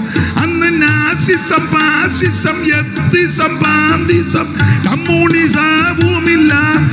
അന്ന് ലീഗലിസമോ മോഡേണിസമോ കോൺഗ്രസോ ഇല്ലവിടെ. ഇന്നലെ ഞാൻ പറഞ്ഞൊരു കാര്യം മറന്നുപോയോ? ഞാൻ പാടുമ്പോൾ ഇതിൻ്റെ ശബ്ദം താക്കണം, ഇവർക്ക് ഞാൻ കൊടുക്കുമ്പോൾ കൂട്ടിക്കോണം, ഇവർ വായിക്കുമ്പോൾ ഞാൻ മിണ്ടാതിരിക്കും. ആട്ടെ, അപ്പൊ ശ്രദ്ധിക്കുക, ഇവിടെ ആര് ഭരിച്ചാലും ശരിയാകത്തില്ല. ശരിയാക്കാന്നൊക്കെ പറഞ്ഞു, ശരിയാകുകയല്ല. ഇനി ആര് ഭരിച്ചാൽ ശരിയാകും? യേശു. എന്താ ഭരണത്തിന്റെ വിശേഷത? 11:5 ഒന്നുകൂടെ വായിച്ചു. നീതി അവന്റെ നടുക്കെട്ടും, നീതി അവന്റെ നടുക്കെട്ടും, വിശ്വസ്തത അവന്റെ അരക്കച്ചയും. വിശ്വസ്തത അരക്കച്ച, ഇത് രണ്ടും ഇപ്പൊ ഇല്ല. നീതിയില്ല, വിശ്വസ്തതയും ഇല്ല. അടുത്തത്, ചെന്നായി കുഞ്ഞാടിനോടുകൂടെ പാർക്കും. ആ ഭരണത്തിന്റെ സമയത്ത് ഈ ഭൂമിയിൽ എന്തൊക്കെ നടക്കുമെന്ന് ചെന്നായി കുഞ്ഞാടിനോടുകൂടെ പാർക്കും. ഇന്നെങ്ങാനും ആന്നേലോ. വായിര്. പുള്ളിപ്പുലി കോലാട്ടുകുട്ടിയോടുകൂടെ കിടക്കും. പുള്ളിപ്പുലി കോലാട്ടുകുട്ടിയോടുകൂടെ കിടക്കും. പുള്ളിപ്പുലിയും കോലാട്ടിന്റെ കുട്ടിയും കൂടെ ഒന്നിച്ച് കിടക്കുവന്ന്. പശുക്കിടാവും ബാലസിംഹവും തടിച്ച മൃഗവും ഒരുമിച്ച് പാർക്കും. എങ്ങനെയുണ്ട്? അടുത്തത്, ഒരു ചെറിയ കുട്ടി അവയെ നടത്തും. ഒരു ചെറിയ കുഞ്ഞ് ഇതിനെയെല്ലാം നടത്തും. പിന്നെ പശു കരടിയോടുകൂടെ മേയും. അവയുടെ കുട്ടികൾ ഒരുമിച്ച് കിടക്കും. സിംഹം കാള എന്ന പോലെ വൈക്കോൽ തിന്നും. മുലകുടിക്കുന്ന ശിശു സർപ്പത്തിന്റെ പോത്തിങ്കൽ കളിക്കും. മുലകുടിക്കുന്ന ശിശു സർപ്പത്തിന്റെ പോത്തിങ്കൽ കളിക്കും. മുലകുടി മാറിയ പൈതൽ അണലിയുടെ പൊത്തിൽ കൈയിടും. എങ്ങനുണ്ട്? ഒറ്റ വാക്കി പറഞ്ഞാൽ അന്ന് അലോഹ്യമില്ല, യാതൊരു വഴക്കില്ല, കത്തിക്കുത്തില്ല, കൊങ്ങായിക്ക് പിടിക്കുകയല്ല, തെറിയില്ല, വെടിവെക്കുകയല്ല, പെരക്ക് തീയിടുകയല്ല, ബോംബെറിയത്തില്ല, യാതൊരു പ്രഷറുമില്ല. ബാബാ സുരേഷ് വരണ്ട. അണലിയെ പാമ്പിനെ പിടിക്കാൻ എന്റെ ഭാഷ പറഞ്ഞ അന്ന് വിഷമൊന്നുമില്ല, വിഷമില്ല. അതെന്നാ കാരണം? വാക്യങ്ങൾ എടുപ്പിക്കുന്നില്ല, അറിയാമല്ലോ. ഇതിനെല്ലാം കാരണക്കാരനാകുന്നവനെ പിടിച്ച് ബന്ധിച്ചേക്കുക. ആയിരവാണ്ട. സ്തോത്രം, സ്തോത്രം. ഇങ്ങനെ സമാധാനമായ ഒരു ഭരണം ഇനി നടക്കും. അന്നേ സമാധാനമുള്ളൂ. എന്നാൽ ഇതിൻ്റെ നടുവിൽ ആമൻ സ്വന്തം ദൈവ കുഞ്ഞുങ്ങൾക്ക് സമാധാനമുണ്ട്. മുൻപോട്ട് പോകാം. സുവിശേഷത്തിന്റെ 3ാമത്തെ വിശേഷത, ഇത് മാനുഷികമല്ല, ഇത് ദൈവികമാണ് എന്ന് പറഞ്ഞ മനുഷ്യരാരും കണ്ടുപിടിച്ചതല്ല. ചില ആൾക്കാർ ധരിച്ചു വച്ചിരിക്കുന്നത് ഇത് അമേരിക്കയിൽ നിന്ന് കുക്ക് സാഹിബ് കൊണ്ടുവന്നതാണ്. ഇത് കുക്കിൻ്റെ അല്ല, കൊക്കിൻ്റെ അല്ല. പണ്ട് നോയൽ സാഹിബിൻ്റെ കൂടെ രക്ഷിക്കപ്പെട്ട് വന്നവര് കുക്കു സാഹിബ് വന്നപ്പോൾ കുറച്ച് പേര് നോയൽ സാഹിബിൻ്റെ അടുക്കന്ന് കുക്കു സാഹിബിൻ്റെ കൂടെ അങ്ങ് പോയി. അവരെ അഭിഷേകമൊക്കെ പ്രാപിച്ച് അന്യഭാഷയൊക്കെ വിശ്വസിച്ച് അനുഭവിച്ച് അങ്ങ് പോയി. അപ്പോൾ നോയൽ സാഹിബ് പറഞ്ഞെന്നാ പറയുന്നത്, ഞാൻ കുറച്ച് മീനെയൊക്കെ പിടിച്ചു, അമേരിക്കയിൽ നിന്ന് ഒരു കൊക്ക് വന്ന് അതിനെ കൊത്തിക്കൊണ്ട് പോയെന്ന് പുള്ളി സരസമായിട്ട് പറഞ്ഞതാ. ഞാൻ പിടിച്ച മീനെയല്ല, അമേരിക്കയിൽ നിന്ന് ഒരു കൊക്ക് വന്ന് കൊത്തിക്കൊണ്ട് പോയെന്ന്. അപ്പൊ ഇത് കുക്കിൻ്റെതുമല്ല, നാഗലിൻ്റെ അല്ല, നോയലിൻ്റെ അല്ല സുവിശേഷം.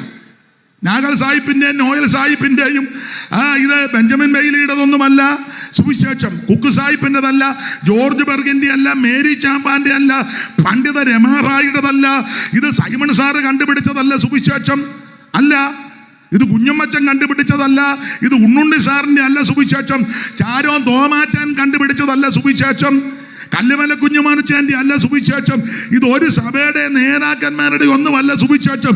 സുവിശേഷം മാനുഷികമല്ല, ഇത് ദൈവം സ്ഥാപിച്ചതാണ്.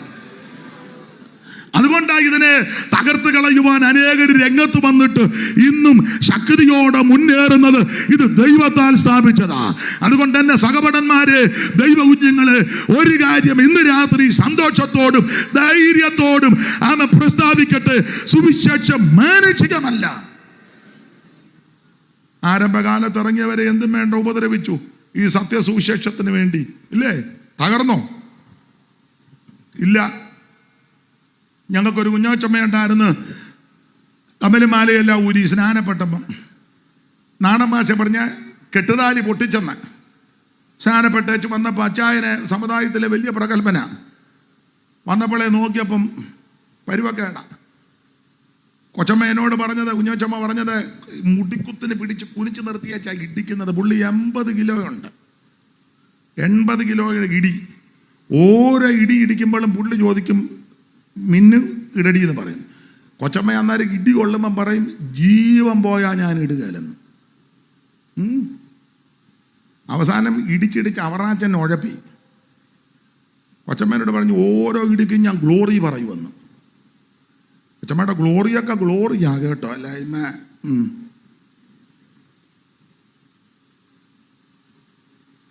കൊച്ചമ്മ ക്ഷീണിച്ചില്ല, പിന്മാറിയില്ല, തളർന്നുമില്ല, ഇട്ടുമില്ല. അവറാച്ചൻ്റെ 3 കയ്യേലെ മോതിരമുണ്ട്, 3 വിരലേലെ, 3 വിരലിൽ. ആ മോതിര വിട്ട നല്ല പിണ്ടിച്ചൈൻ്റെ മാല്, ഈ മോതിര വിട്ട വിരലുകൊണ്ട് ആ ഇത് പിടിച്ചാ ഇടിക്കുന്നേ. കൊച്ചമ്മ ഇട്ടില്ല, ഊരിയത് ഊരി. പക്ഷേ ഇടിച്ച് അവറാച്ചൻ ഈ മാർഗത്തിൽ വന്നു. അതാ സുവിശേഷം, സുവിശേഷത്തിൻ്റെ ശക്തി. ഇത് മാനുഷികമല്ല. അവറാച്ച മാനസാന്തരപ്പെട്ട് ദൈവകൃപ വന്നപ്പം കൊമ്പമീശയായിരുന്നു, അതെല്ലാം അങ്ങ് വടിച്ച് നല്ല പരുവത്തിനായി മോതിര ഊരി മാലയും വേണ്ടാന്ന് വെച്ചു. ഒരു നല്ല ദൈവവൈതലായി തീർന്നു. കമ്മലുമാലയും മാത്രമല്ല കേട്ടോ, ജീവിത വിശുദ്ധി. അവറാച്ചൻ തെറി പറയുമായിരുന്നു, ദൈവസന്നിധി വന്നു കഴിഞ്ഞ് സ്വോത്രം മാത്രമേ പറയുള്ളൂ. അവസാനം കൊച്ചമ്മേക്കാളും തീക്ഷതയായ അവറാച്ചന്. ഇതാ സുവിശേഷം. മനസ്സിലായോ? ദൈവത്തിന് മഹത്വം. ഇത് മാനുഷികമല്ല, ദൈവത്താൽ സ്ഥാപിച്ചതാണ്. കല്യാണ പന്തലിൽ നിന്നൊക്കെ ഒത്തിരി പേരെ ഇറക്കി വിട്ട ചരിത്രമൊക്കെ ഞാൻ കേട്ടിട്ടുണ്ട്. കുടുംബക്കാരുടെ ഇടയിൽ നിന്ന് ഇറക്കി വിട്ടവരുണ്ട്. കുടുംബത്തിന് നാറ്റപ്പേര് കേൾപ്പിച്ചെന്നും പറഞ്ഞ് ഇറക്കി വിട്ടു.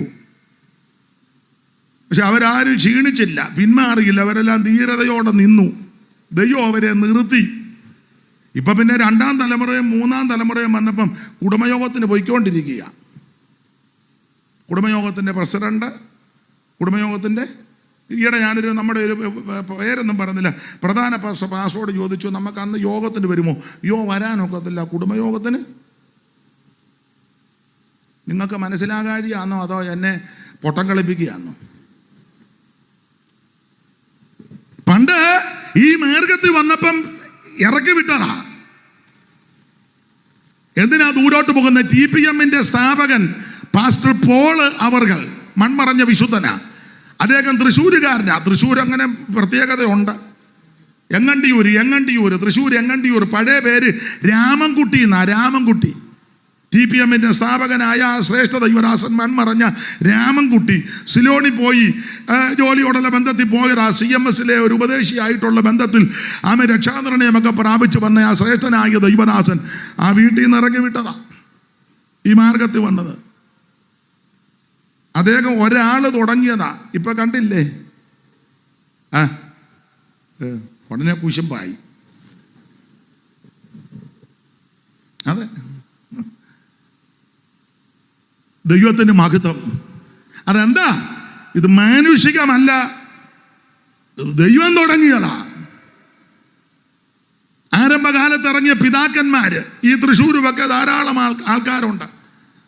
തെക്കിൽ നിന്നൊക്കെ ഒത്തിരി പേര് ഇവിടെ വന്നില്ലയോ അന്നത്തെ കാലത്ത്? എനിക്ക് എല്ലാവരുടെയും പേരൊന്നും അറിയാൻ മേല, എങ്കിലും കേട്ടിട്ടുണ്ട്. ചേത്തക്ക കീവറീച്ച്, കൈതമംഗലം, തെങ്ങകാലായിലെ ദൈവദാസന്, അതുപോലെ നമ്മുടെ TP പോൾ അവർകൾ ഇല്ലയോ, വേറെ ആരൊക്കെയാ ഈ ദേശത്ത് അന്നിറങ്ങിയവരുടെ 1-2 പേര് അങ്ങ് പറഞ്ഞതേ ഉള്ളൂ. വേറെ ഉണ്ട് ആൾക്കാർ, വിശ്വാസികളുമുണ്ട്, കർത്തദാസന്മാർ. ഞാൻ ഓർത്ത പേര് 2-3 പറഞ്ഞതേ ഉള്ളൂ. ഈയിടെ ഞങ്ങൾ എല്ലാ സഭക്കാരുടെയും പേര് പറഞ്ഞപ്പം ഒരു തള്ള യോഗം കഴിഞ്ഞപ്പം ചോദിച്ചു, ഞങ്ങളുടെ പേരെന്നാ പറയാഞ്ഞെന്ന്. ഞാൻ പറഞ്ഞു, എൻ്റെ അമ്മയെ മറന്നു പോയതാ. ഇപ്പം ഞങ്ങൾ സ്വോത്രം ചെയ്യുമ്പോൾ ആദ്യം അവരുടെ പേരേ പറയുള്ളൂ. ഇല്ല തള്ള പിന്നെ എങ്ങാനും. അടുത്ത കാലത്ത് ഞാൻ കൺവെൻഷൻ ഒരു സ്ഥലത്ത് ചെന്ന് പ്രസംഗിച്ചപ്പം കർത്താവിൻ്റെ ദാസിമാർ ചിലർ, പ്രവചന ശുശ്രൂഷയൊക്കെ ചെയ്ത ചിലരുണ്ട്. അവരുടെ പേര് ഞാൻ പറഞ്ഞു. കലിയപുരം അന്നമ്മ പ്രവാചകി, 14 തങ്കമ്മാമ്മ, കാനത്തെ ലീലാമ്മ, 12 കുഴി കുഞ്ഞൂഞ്ഞമ്മ, ഇങ്ങനെ കുറേ പേര് പറഞ്ഞു. കൊളക്കട കുഞ്ഞമ്മ, ഇവരുടെ എല്ലാം പേര് പറഞ്ഞു. പൂതക്കുഴി തങ്കമ്മ, ഇവരുടെ എല്ലാം പേര് ഞാൻ പറഞ്ഞു. പറഞ്ഞപ്പോൾ യോഗം കഴിഞ്ഞപ്പം വേറൊരു സഹോദരി പറഞ്ഞു, അതിനെ എൻ്റെ അമ്മയുടെ പേര് പറയാൻ. ഞാൻ പറഞ്ഞു, മറന്നുപോയി. പിന്നെ മറന്നു. ഇപ്പം നിങ്ങളുടെ എല്ലാം പേര് പറയാൻ, പിന്നെ എൻ്റെ അമ്മയുടെ പേരും കൂടെ. പിന്നെ ഇപ്പം ഞാൻ പറയും മാട്ടയിൽ അമ്മണി. അതുകൊണ്ട് എല്ലാം പേടിയാ പറയാൻ. ഇപ്പം അതുകൊണ്ട് നിങ്ങൾ ഇനി യോഗം കഴിഞ്ഞ് അങ്ങോട്ട് വരുമ്പോൾ ഞങ്ങളുടെ അപ്പച്ചൻ്റെ പേരെന്നാ പറയാനെന്ന് ചോദിക്കരുത്. അഥവാ ആ പേരിന് എഴുതി തന്നേക്കണം, ഓർക്കുകയാണെങ്കിൽ ഇനിയും പറയാം. അപ്പം ഈ പറഞ്ഞ ദൈവദാസന്മാരും ആരംഭകാലത്ത് ഇവിടേക്ക് ഇറങ്ങിയ ദൈവമക്കളുണ്ട്. സ്തോത്രം. അവരൊക്കെ ആരംഭകാലത്ത് വളരെ ആക്ഷേപവും പരിഹാസമൊക്കെ സഹിച്ച ഈ മാർഗത്തിന് വേണ്ടി നിന്നത്. ഇത് തകർന്നു പോകുമെന്നും നശിച്ചു പോകുമെന്നും ഇതിവിടെ വേര് പിടിക്കത്തില്ലെന്നും ചിലരൊക്കെ പറയത്തില്ലേ, വേണ്ട ഈ ചേമ്പ് ഈ കാലത്തിൽ വേഗത്തില്ല, വേണ്ട അങ്ങനൊക്കെ പലരും പൊരുതിയതാ. പക്ഷേ അതെല്ലാം കെട്ടടങ്ങി. കാരണമെന്നാ? സുവിശേഷം മാനുഷികമല്ല. ദൈവത്തിന് മഹത്വം. ഇത് നടത്തുന്നവൻ, നിയന്ത്രിക്കുന്നവൻ, ഇത് ആമൻ കൈകാര്യം ചെയ്യുന്നവൻ സ്വർഗത്തിലെ ദൈവമാ. അഖിലാണ്ടങ്ങളുടെ കുടയവനായ സർവജ്ഞനായ ദൈവമായി ഇതിനെ നിയന്ത്രിക്കുന്നത്. അതുകൊണ്ട് ഇത് മാനുഷികമല്ല. സുവിശേഷത്തിന്റെ വിശേഷതയാ പറഞ്ഞു വരുന്നത്. 1, ഇത് രക്ഷിക്കുന്ന മാർഗം. 2, ഇത് സമാധാനം തരുന്ന മാർഗം. 3, ഇത് മാനുഷികമല്ല. 4, എന്താ സുവിശേഷത്തിന്റെ 4ാമത്തെ വിശേഷത? ദൈവത്തിന്റെ മഹത്വം. വായിച്ച് ഫിലിപ്പിയ ലേഖനം 1-ാം അധ്യായത്തിന്റെ 27-ാം വാക്യം വായിക്കുക. സുവിശേഷത്തിന്റെ 4ാമത്തെ വിശേഷത. ഞാൻ നിങ്ങളെ വന്ന് കണ്ടിട്ടോ, ദൂരത്തിരുന്ന് നിങ്ങളുടെ അവസ്ഥ കേട്ടിട്ടോ, നിങ്ങൾ ഏകാത്മാവിൽ നിലനിന്ന് എതിരാളികളാൽ ഒന്നിലും കുലുങ്ങിപ്പോകാതെ ഏക മനസ്സോടെ സുവിശേഷത്തിന്റെ വിശ്വാസത്തിനായി പോരാട്ടം കഴിക്കുന്നു എന്ന് ഗ്രഹിക്കേണ്ടതിന് ക്രിസ്തുവിന്റെ സുവിശേഷത്തിന് യോഗ്യമാം വണ്ണം മാത്രം നടപ്പിക്കും. സുവിശേഷത്തിന്റെ 4ാമത്തെ വിശേഷത, ഇത് യോഗ്യമായിട്ട് നടക്കാൻ പഠിപ്പിക്കും. അല്ല പുറകോട്ടൊന്ന് ചിന്തിച്ചേച്ച് മുന്നോട്ടൊന്ന് വന്ന് നേരത്തെ എങ്ങനെയാ നടന്നത്? മദ്യപിച്ചും പുകവലിച്ചും ലഹരി പദാർത്ഥങ്ങൾക്ക് അടിമപ്പെട്ടും ഒന്ന് പറഞ്ഞ് 2ാമത്തിന് വഴക്കും ബുക്കാറും തെറിയോ കണ്ണു പൊട്ടുന്ന തെറി. നേരത്തെ നല്ല തെറി ചെറിയ തെറിയാണോ? കൊടുങ്ങല്ലൂപ്പള്ള. ഞങ്ങളുടെ സഭയിൽ ഒരു അമ്മ വരുക ഇപ്പോഴും കൊണ്ട്, കഴിഞ്ഞ ആഴ്ച കൊണ്ടായിരുന്നു. ഞാൻ എപ്പോഴും പറയും, അമ്മ എന്നോട് പറഞ്ഞു, പാസ്റ്ററെ എൻ്റെ ഈ നല്ല ഫസ്റ്റ് ക്ലാസ് തെറിയുണ്ടെന്ന്. ഞാൻ പറഞ്ഞു, തള്ളേ പറയരുത്. ഇല്ല ഞാൻ പറയത്തില്ല, എൻ്റെ കയ്യിലുണ്ട്. എന്നോട് പറഞ്ഞതാ. നമ്മൾ ദൈവത്തെ ഓർത്ത്, ഇല്ല ഞാൻ പറയത്തില്ല, എൻ്റെ കയ്യിലുണ്ട് ഫസ്റ്റ് ക്ലാസ് തെറി. തള്ള എന്നോട് പറഞ്ഞതാ. എന്നിട്ട് ഞാനത് ശ്രദ്ധിക്കാതിരുന്നപ്പോൾ എന്നെ ഞോണ്ടിയേച്ച്, എന്നെ ആരായി തെറി പഠിപ്പിച്ചെന്നറിയാവോ? അതാ ഞങ്ങളുടെ ഒരു കൊച്ചമ്മയുണ്ട്. അവരെന്നോട് പറയാം, ഞങ്ങളുടെ ഒരു കൊച്ചമ്മ കോട്ടാലി പൊന്നമ്മ, അവൾ പറഞ്ഞു, എടി ഇങ്ങനത്തെ തെറി പറഞ്ഞ ആരും നമ്മുടെ മേളി വരികയല്ലെന്ന്. ഇങ്ങനത്തെ കേട്ട ആരാ വരുന്നേ? ഞാൻ പറഞ്ഞൊന്നും മിണ്ടരുത്. ഇല്ല ഞാൻ പറയത്തില്ല, എൻ്റെ കയ്യിലുണ്ടല്ല. ഇത് രക്ഷിക്കപ്പെടുന്നതിന് മുമ്പ്. ഇപ്പോഴാ അമ്മ നല്ല സഭായുധനൊക്കെ വരുന്ന വെള്ള സാരിയൊക്കെ കൊടുത്ത് ഇപ്പം നമ്മൾ എന്തെങ്കിലും പറഞ്ഞാൽ സ്തോത്രം അങ്ങനെ പറയുള്ളൂ. അതെന്നാ? ഇത് യോഗ്യമായിട്ട് നടക്കാൻ പഠിപ്പിക്കും. പണ്ട് ഈ തള്ളടരൊക്കെ ആരും ചെല്ലത്തില്ല, രക്ഷിക്കപ്പെടുന്നതിന് മുമ്പാ. അപ്പം ഞാനൊരിക്കൽ ചോദിച്ചു, ഞങ്ങളുടെ അമ്മ ഭർത്താവിനെ തല്ലിയിട്ടുണ്ടെന്നാണല്ലോ കേൾക്കുന്നത്. രക്ഷിക്കപ്പെടുന്നതിന് മുമ്പ് വലിയ താരമാണ്. അപ്പം പുള്ളിക്കാരി അവൻ ഒറ്റയടിക്ക് താഴെ ഇട്ടെന്ന് പറഞ്ഞു എന്നോട് പറഞ്ഞതാ. പുള്ളി ആ ഒരൊറ്റ അടി കൊണ്ടുപോയതാ, പിന്നെ ഇന്ന് വരെ വന്നിട്ടില്ല. എവിടാണെന്ന് പോലും ഉള്ള കാര്യമാ. തള്ള കഴിഞ്ഞ ആഴ്ചയും സഭായത്തിനുണ്ടായിരുന്നു. ഇനി ഇത് കേട്ടേച്ച് തള്ള എന്നെ വെച്ചേക്കോ എന്നുള്ളതാണ്. അതെ, ഇത് രക്ഷിക്കപ്പെടുന്നതിന് മുമ്പ്. എന്നാൽ ഇപ്പോൾ അമ്മ അടി ഉണ്ടാക്കാൻ പോകത്തില്ല, തെറി വിളിക്കത്തില്ല, അനാവശ്യം പറയത്തില്ല. കാരണം എന്നാ? സുവിശേഷം ഈ അമ്മയെ അല്ല, മിക്ക മാതാക്കളെയും മിക്കവരെയും യോഗ്യമായി നടത്താൻ പഠിപ്പിച്ചു. അതാ സുവിശേഷത്തിന്റെ വിശേഷത. ഇത് യോഗ്യമായിട്ട് നടത്തും. വേറൊരു അമ്മയുണ്ട്, വലിയ വലിയ വലിയ വില്ലൻ താരങ്ങളാ. അവരെ സഖാവെന്നാ വിളിക്കുന്നത്. സഖാവ് പേര് ഞാൻ പറയുന്നില്ല, ചിലപ്പം ബന്ധമുള്ളവരുണ്ടെങ്കിൽ എന്തോ ഒരു അലോഗ്യം വേണ്ട. സഖാവെന്നാ, പഴയ പാർട്ടിക്കാരിയാ. ഇപ്പം 100 വയസ്സ് കഴിഞ്ഞു. അടുത്ത സമയത്ത് ഞാൻ കാണാൻ ചെന്നു. ഇപ്പോഴും നല്ല ആരോഗ്യമാ, ഭയങ്കര തൻ്റെടിയാ. അവർ അഭ്യാസമൊക്കെ പഠിച്ച അമ്മയാ അന്നത്തെ കാലത്ത്. അവർ ഒത്തിരി ചരിത്രം പറയാനുണ്ട്, അതല്ലല്ലോ നമ്മുടെ വിഷയം. പഴയ സഖാവാ, ഇപ്പോഴും ഉണ്ട്, വീര്യമുണ്ട്. രക്ഷിക്കപ്പെടുന്നതിന് മുമ്പ് ഈ തള്ളയുടെ മുന്നിൽ ഒരു കുഞ്ഞുങ്ങൾ ചെല്ലുകയല്ല. ഒരു വലിയ ഉന്നതനായ മനുഷ്യനുണ്ടായിരുന്നു. പുള്ളിക്ക് വലിയ സംഘടനയും ആൾക്കാരുമൊക്കെ അഭ്യാസികളുമൊക്കെ ഉണ്ട്. അദ്ദേഹം ഈ അമ്മ പാർട്ടിക്ക് എതിരാ. അവസാനം കൊമ്പ് കോർത്ത് ഈ തള്ള പുള്ളിയുടെ പുറകെ, അന്നത്തെ കാലമാണ്, വടിവാളുമായിട്ട് ഓടി വെട്ടാൻ. പുള്ളി ഓടി കൈ കെട്ടിയാത്ത ആളെ വെട്ടി ശരിയാക്കും. പുറകെയിട്ട് ഓടിച്ചു. അവസാനം അങ്ങേര് പേടിച്ച് ഒരു പാലത്തെ കയറി ചെടുത്ത് ചാടി ആറ്റിലോട്ട്. അള്ള പിന്നെ ചാടിയിൽ എന്നോട് പറഞ്ഞ്, ഞാൻ കിട്ടാഞ്ഞൻ്റെ അരിശത്തിന് പാലത്തിൻ്റെ കൈവരി മുഴുവൻ വെട്ടിയേച്ചാ പോനെന്ന്. ഇപ്പോഴും ഉണ്ട്. വരികാരനെ കൊണ്ട് കാണിക്കാം, ഒന്ന് കാണുന്ന നല്ലതാ. ഞാൻ രക്ഷിക്കപ്പെടുന്നതിന് മുമ്പാ. ഞാൻ ഒരിക്കൽ ചോദിച്ചു, അമ്മ മരുമക്കളെ തല്ലിയിട്ടുണ്ടെന്നാക്കുന്നത് 4 അടിച്ചിട്ടുണ്ടെന്ന്. അപ്പം ഞാൻ ചോദിച്ചു, മൂത്തയാൾ ചെന്ന് നെടുപ്പുവാ, മരുമകൻ തല്ലിയിട്ടുണ്ട്, അവനെ ഞാൻ കാലുമടക്കി അടിച്ച് തോട്ടിലിട്ടെന്ന്. ഇതൊക്കെ രക്ഷിക്കപ്പെടുന്നതിന് മുമ്പ്, സുവിശേഷം കേൾക്കുന്നതിന് മുമ്പ്. വേറെ ഒത്തിരി ചരിത്രം പറയാനുണ്ട് ഈ അമ്മയെ പറ്റിയൊക്കെ. അഭ്യാസമൊക്കെ പഠിച്ച അമ്മ അന്നത്തെ കാലത്ത്. ഇപ്പോൾ വരുന്ന ചുവടയിലേ നിൽക്കുകയുള്ളൂ. ഇവിടെ നിൽക്കിയാൽ ഇങ്ങനെ ആടിയേ നിൽക്കുകയുള്ളൂ. നല്ല കണ്ണും കാതുമൊക്കെ ശ്രദ്ധയാണ്. പക്ഷേ ഈ അമ്മ രക്ഷിക്കപ്പെട്ടു, സുവിശേഷം കേട്ടു, യേശുവിനെ അറിഞ്ഞു. ഇപ്പോൾ അനാവശ്യം പറയത്തില്ല, അടിപിടിക്ക് പോകത്തില്ല. മരുമക്കളെയൊക്കെ ഇപ്പം വലിയ ബഹുമാനമാണ്. ഈയിടെയും പറഞ്ഞ് എല്ലാവരും അങ്ങ് ക്ഷമ ചോദിക്കുകയാണ്. എല്ലാവരും. മോളെ ഞാൻ ഈ അടുത്ത കാലത്ത് കണ്ട്, എങ്ങനെയുണ്ട് അമ്മച്ചിക്ക്? അയ്യോ, എല്ലാവരോടും ക്ഷമ ചോദിക്കുക, പിള്ളേരോടല്ല. മോളെ എന്തേലും പറഞ്ഞിട്ടുണ്ടേ ക്ഷമിക്കണേ, മോനെ എന്തേലും ഉണ്ടേ ക്ഷമിക്കണേ, അമ്മച്ചിയോട് ക്ഷമിക്കണേ. കണ്ടോ, സുവിശേഷം യോഗ്യമായിട്ട് നടക്കാൻ പഠിപ്പിക്കും. ദൈവത്തിന് മഹത്വം. യോഗ്യമായിട്ട് വസ്ത്രം ധരിക്കാൻ പഠിപ്പിക്കും, യോഗ്യമായി സംസാരിക്കാൻ പഠിക്കും, യോഗ്യമായിട്ട് ഇടപെടാൻ പഠിപ്പിക്കും. അത് സുവിശേഷത്തെ കൊണ്ട് മാത്രമേ സാധിക്കൂ. എല്ലാത്തിനും വ്യത്യാസമല്ലേ? എന്താ സുവിശേഷത്തിന്റെ 4ാമത്തെ വിശേഷത? ഇത് യോഗ്യമായിട്ട് നടക്കാൻ പഠിപ്പിക്കുന്ന മാർഗമാ സുവിശേഷം. കണ്ടില്ലേ വന്നിരിക്കുന്നു? എന്ത് യോഗ്യമായിട്ടാണ് വന്നിരിക്കുന്നത്? നേരത്തെ ഇങ്ങനെ ആണോ? അല്ല. ഞാൻ ആ ഭാഗത്തേക്കൊന്നും പോകുന്നില്ല. സുവിശേഷത്തിൻ്റെ വിശേഷതയായി പറഞ്ഞു വരുന്നത്, 1 ഇത് രക്ഷിക്കുന്ന മാർഗം, 2 സമാധാനം തരുന്ന മാർഗം, 3 ഇത് മാനുഷികമല്ല, 4 ഇത് യോഗ്യമായിട്ട് നടത്താൻ പഠിപ്പിക്കും. സുവിശേഷത്തിൽ വന്നത് കൊണ്ടാ. നമ്മളെ ആരെയാലും അനാവശ്യം പറഞ്ഞാൽ നമ്മൾ തിരിച്ച് പറയുമോ? ഇല്ല, ഞാൻ പറയത്തില്ല. ഒരിക്കലേ ഞങ്ങളുടെ അവിടെ 2-3 പേര് വന്നു. പേരും സ്ഥലവും ഒന്നും പറയുന്നില്ല. വന്ന് എൻ്റെ വായിൽ നിന്ന് എന്തേലും കിട്ടാനാ. വഴക്കുണ്ടാക്കാൻ വന്നതാ. 1,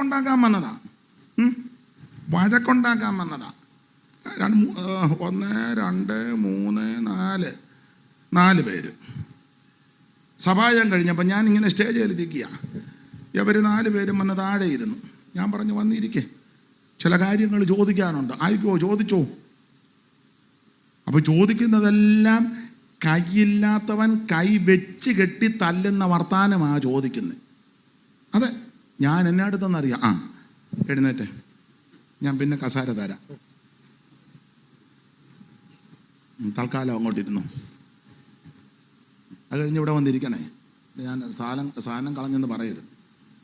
ഇവർ 4 പേരും വന്നിരുന്നു. അപ്പം ചോദ്യം അങ്ങോട്ട് തുടങ്ങിയപ്പോൾ പരുവക്കേടുള്ള ചോദ്യമാണ് വരുന്നത്. കാരണം എൻ്റെ വായിൽ നിന്ന് എന്തേലും മരണം അത് പ്രശ്നം ഉണ്ടാക്കാനാ. ഞാൻ ഇങ്ങനെ ഇരുന്നു. ദൈവം സാക്ഷി.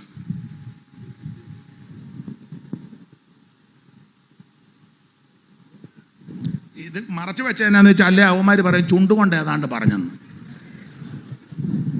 ഇങ്ങനെ ഇരുന്നു. നല്ല പ്രാഗൽഭ്യത്തോടാ പറയുന്നത്. 3/4 മണിക്കൂർ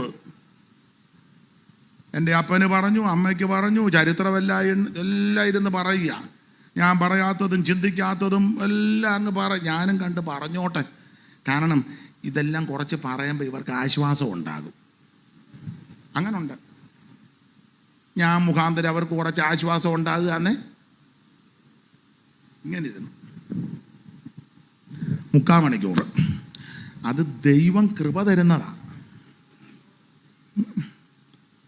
അപ്പം ഞങ്ങളുടെ വിശ്വാസികളുമൊക്കെ ചിലരുണ്ട്, അവരോർത്തിന്ന് ഇവിടെ വലിയ ഭൂകമ്പം നടക്കുമെന്ന്. അതുപോലത്തെ കാര്യമാണ് പറയുന്നത്. വെളിയിൽ നിൽക്കുന്നവർക്ക് കേട്ടിട്ട് ഒരുത്തന്നോട് ഞാൻ എൻ്റെ ദേഹം തരിക്കുകയായിരുന്നെന്ന്. നീ തരിക്കണ്ടെന്ന് പറഞ്ഞു. 3/4 മണിക്കൂർ സംസാരിച്ചു. ഒന്നും എൻ്റെ വായിൽ നിന്ന് വരാൻ ദൈവം അനുവദിച്ചില്ല. സങ്കീർത്തനം 39 ഞാൻ അന്നേരം ഓർത്തു. മിണ്ടത്തില്ല. മിണ്ടാതിരുന്നപ്പോൾ അതിലൊരുത്തൻ ചോദിച്ചു. അവൻ പറഞ്ഞ ഭാഷ ഞാൻ അതുപോലെ പറയാം. ഒരു ചെറിയ തെറിയ, ഒരു തെറിയും കൂടി ഇരിക്കട്ടെ. അവനുടനെ എന്നോട് ചോദിക്കുക, വായിക്കാത്ത തന്നെ ആ തൊഴയാണോ എന്ന്. നിങ്ങളോടത്ത് വലിയ തെറി പറയുമെന്നാന്നോ? ഇല്ല, തള്ള പറയാൻ പോലെ ഒന്നും പറയത്തില്ല. എൻ്റെ ഫസ്റ്റ് ക്ലാസ് ഇല്ല. ഇനി ഇരുന്നോ വന്ന്. ഇടയ്ക്കിടയ്ക്ക് ചിലപ്പോൾ ഇങ്ങനെ ഞാൻ ചെയ്യും. അപ്പം അതിലൊരുത്തൻ ചോദിക്കുക, വായിക്കാത്ത തന്നെ ആ തൊഴയാന്നോ? എന്നിട്ട് ഞാൻ മിണ്ടിയില്ല. തൊഴയാന്നും പറഞ്ഞില്ല, നയമ്പാന്നും പറഞ്ഞില്ല, നാക്കാന്നും പറഞ്ഞില്ല. ഒടുവിൽ അവരങ്ങ് പോയി പ്രാർത്ഥിച്ചു വിട്ടു. അതെന്നാ ഈ സുവിശേഷം നമ്മളെ സ്തോത്രം യോഗ്യമായിട്ട് നടത്തും. ദൈവത്തിന് മഹത്വം. ഇത് യോഗ്യമായിട്ട് നമ്മളെ നടത്തുന്നതാണ്. ഈ മാർഗത്തിൽ വന്നത് കൊണ്ടാണ് ഇത് ഒക്കുന്നത്. ദൈവത്തിന് മഹത്വം. നമ്മളെ ഉപദ്രവിക്കുന്നവർ കാണും, തിരിച്ചൊന്നും പറയത്തില്ല, പ്രതികരിക്കത്തില്ല. ആക്ഷേപിക്കുന്നവർ കാണും, ഒന്നിനും മറുപടി പറയത്തില്ല. ഈ മറുപടി പറയാൻ പോയാൽ പിന്നെ അതിനേ ഉള്ളൂ നേരം. ആ മറുപടി പറയുന്ന നേരത്തിന് കുത്തിയിരുന്ന് പ്രാർത്ഥിച്ചാലോ? അതല്ലേ ഏറ്റവും നല്ലത്. മറുപടി പറയാൻ പോകുന്ന നേരത്തിന് ഇപ്പം എല്ലാവരും ഒക്കെ വിശദീകരണമാണ്. പ്രതികരണം, വിശദീകരണം, പിന്നെന്തുവാ? ആ നേരത്തിരുന്ന് പ്രാർത്ഥിക്കാവോ? നിനക്ക് വേണ്ടി ദൈവം വൻക്രിയ ചെയ്യും. ദൈവത്തിന് മഹത്വം. അപ്പോൾ സുവിശേഷത്തിന്റെ വിശേഷത 1, ഇത് രക്ഷിക്കുന്ന മാർഗം. 2, ഇത് സമാധാനം തരുന്ന മാർഗം. 3, ഇത് മാനുഷികമല്ല, ദൈവികമാ. 4, എന്തുവാ നമ്മൾ ചിന്തിച്ചേ? യോഗ്യമായിട്ട് നടക്കുന്ന മാർഗം. 5 ഞാൻ പറഞ്ഞോ? ഇല്ല. സുവിശേഷത്തിന്റെ 5ാമത്തെ വിശേഷത, ഇത് നിന്നെ ഉയർത്തുന്ന മാർഗമാണ്. ഉയർത്തും. വായിച്ചേ, കൊരിന്ത്യർക്ക് എഴുതിയ 2-ാം ലേഖനം 11-ാം അധ്യായത്തിന്റെ 7-ാം വാക്യം. കൊരിന്ത്യർക്ക് എഴുതിയ 2-ാം ലേഖനം 11:7. സുവിശേഷം നിന്നെ ഉയർത്തും. അല്ലെങ്കിൽ ഞാൻ ദൈവത്തിന്റെ സുവിശേഷം നിങ്ങൾക്ക് സൗജന്യമായി പ്രസംഗിച്ചുകൊണ്ട് നിങ്ങൾ ഉയരേണ്ടതിന്. അപ്പോൾ എന്നെ കേൾക്കുന്ന പ്രിയരെ, സുവിശേഷം നമ്മളെ ഉയർത്തും. ഇവിടെ ഇരിക്കുന്ന, മുമ്പേ പറഞ്ഞ പോലെ ഇവിടെ ഇരിക്കുന്നവരുടെ കയ്യിലോട്ട് ഈ മൈക്ക് കൊടുത്താൽ ഓരോരുത്തരിഞ്ഞോട്ട് കയറി വന്ന് പറയുന്ന പദം ഇതായിരിക്കും: എൻ്റെ ദൈവം എന്നെ ഉയർത്തി, എൻ്റെ ദൈവം എന്നെ മാനിച്ചു, എൻ്റെ ദൈവം എന്നെ ആദരിച്ചു. ഇന്ന് രാത്രിയുടെ വന്ന സകല ദൈവമക്കൾക്ക് ഈ ഒരൊറ്റ കാര്യമേ പറയാനുള്ളൂ: എൻ്റെ ദൈവം എന്നെ ഉയർത്തി. ഈ ആദരണീയ കർത്തദാസന്മാരോട് ചോദിച്ച് അവരും ഇത് തന്നെ പറയും: ദൈവം ഉയർത്തി. ഇവിടെ ഇരിക്കുന്ന ബഹുമാന്യ ദൈവമക്കൾ ഇത് തന്നെ പറയും: എൻ്റെ ദൈവം എന്നെ ഉയർത്തി. ഒന്നുകൂടെ വിഷയത്തോട് ബന്ധപ്പെട്ട് പറഞ്ഞാൽ, സുവിശേഷം ഞങ്ങളെ ഉയർത്തി. സുവിശേഷം നിന്നെ ഉയർത്തുന്നതാ.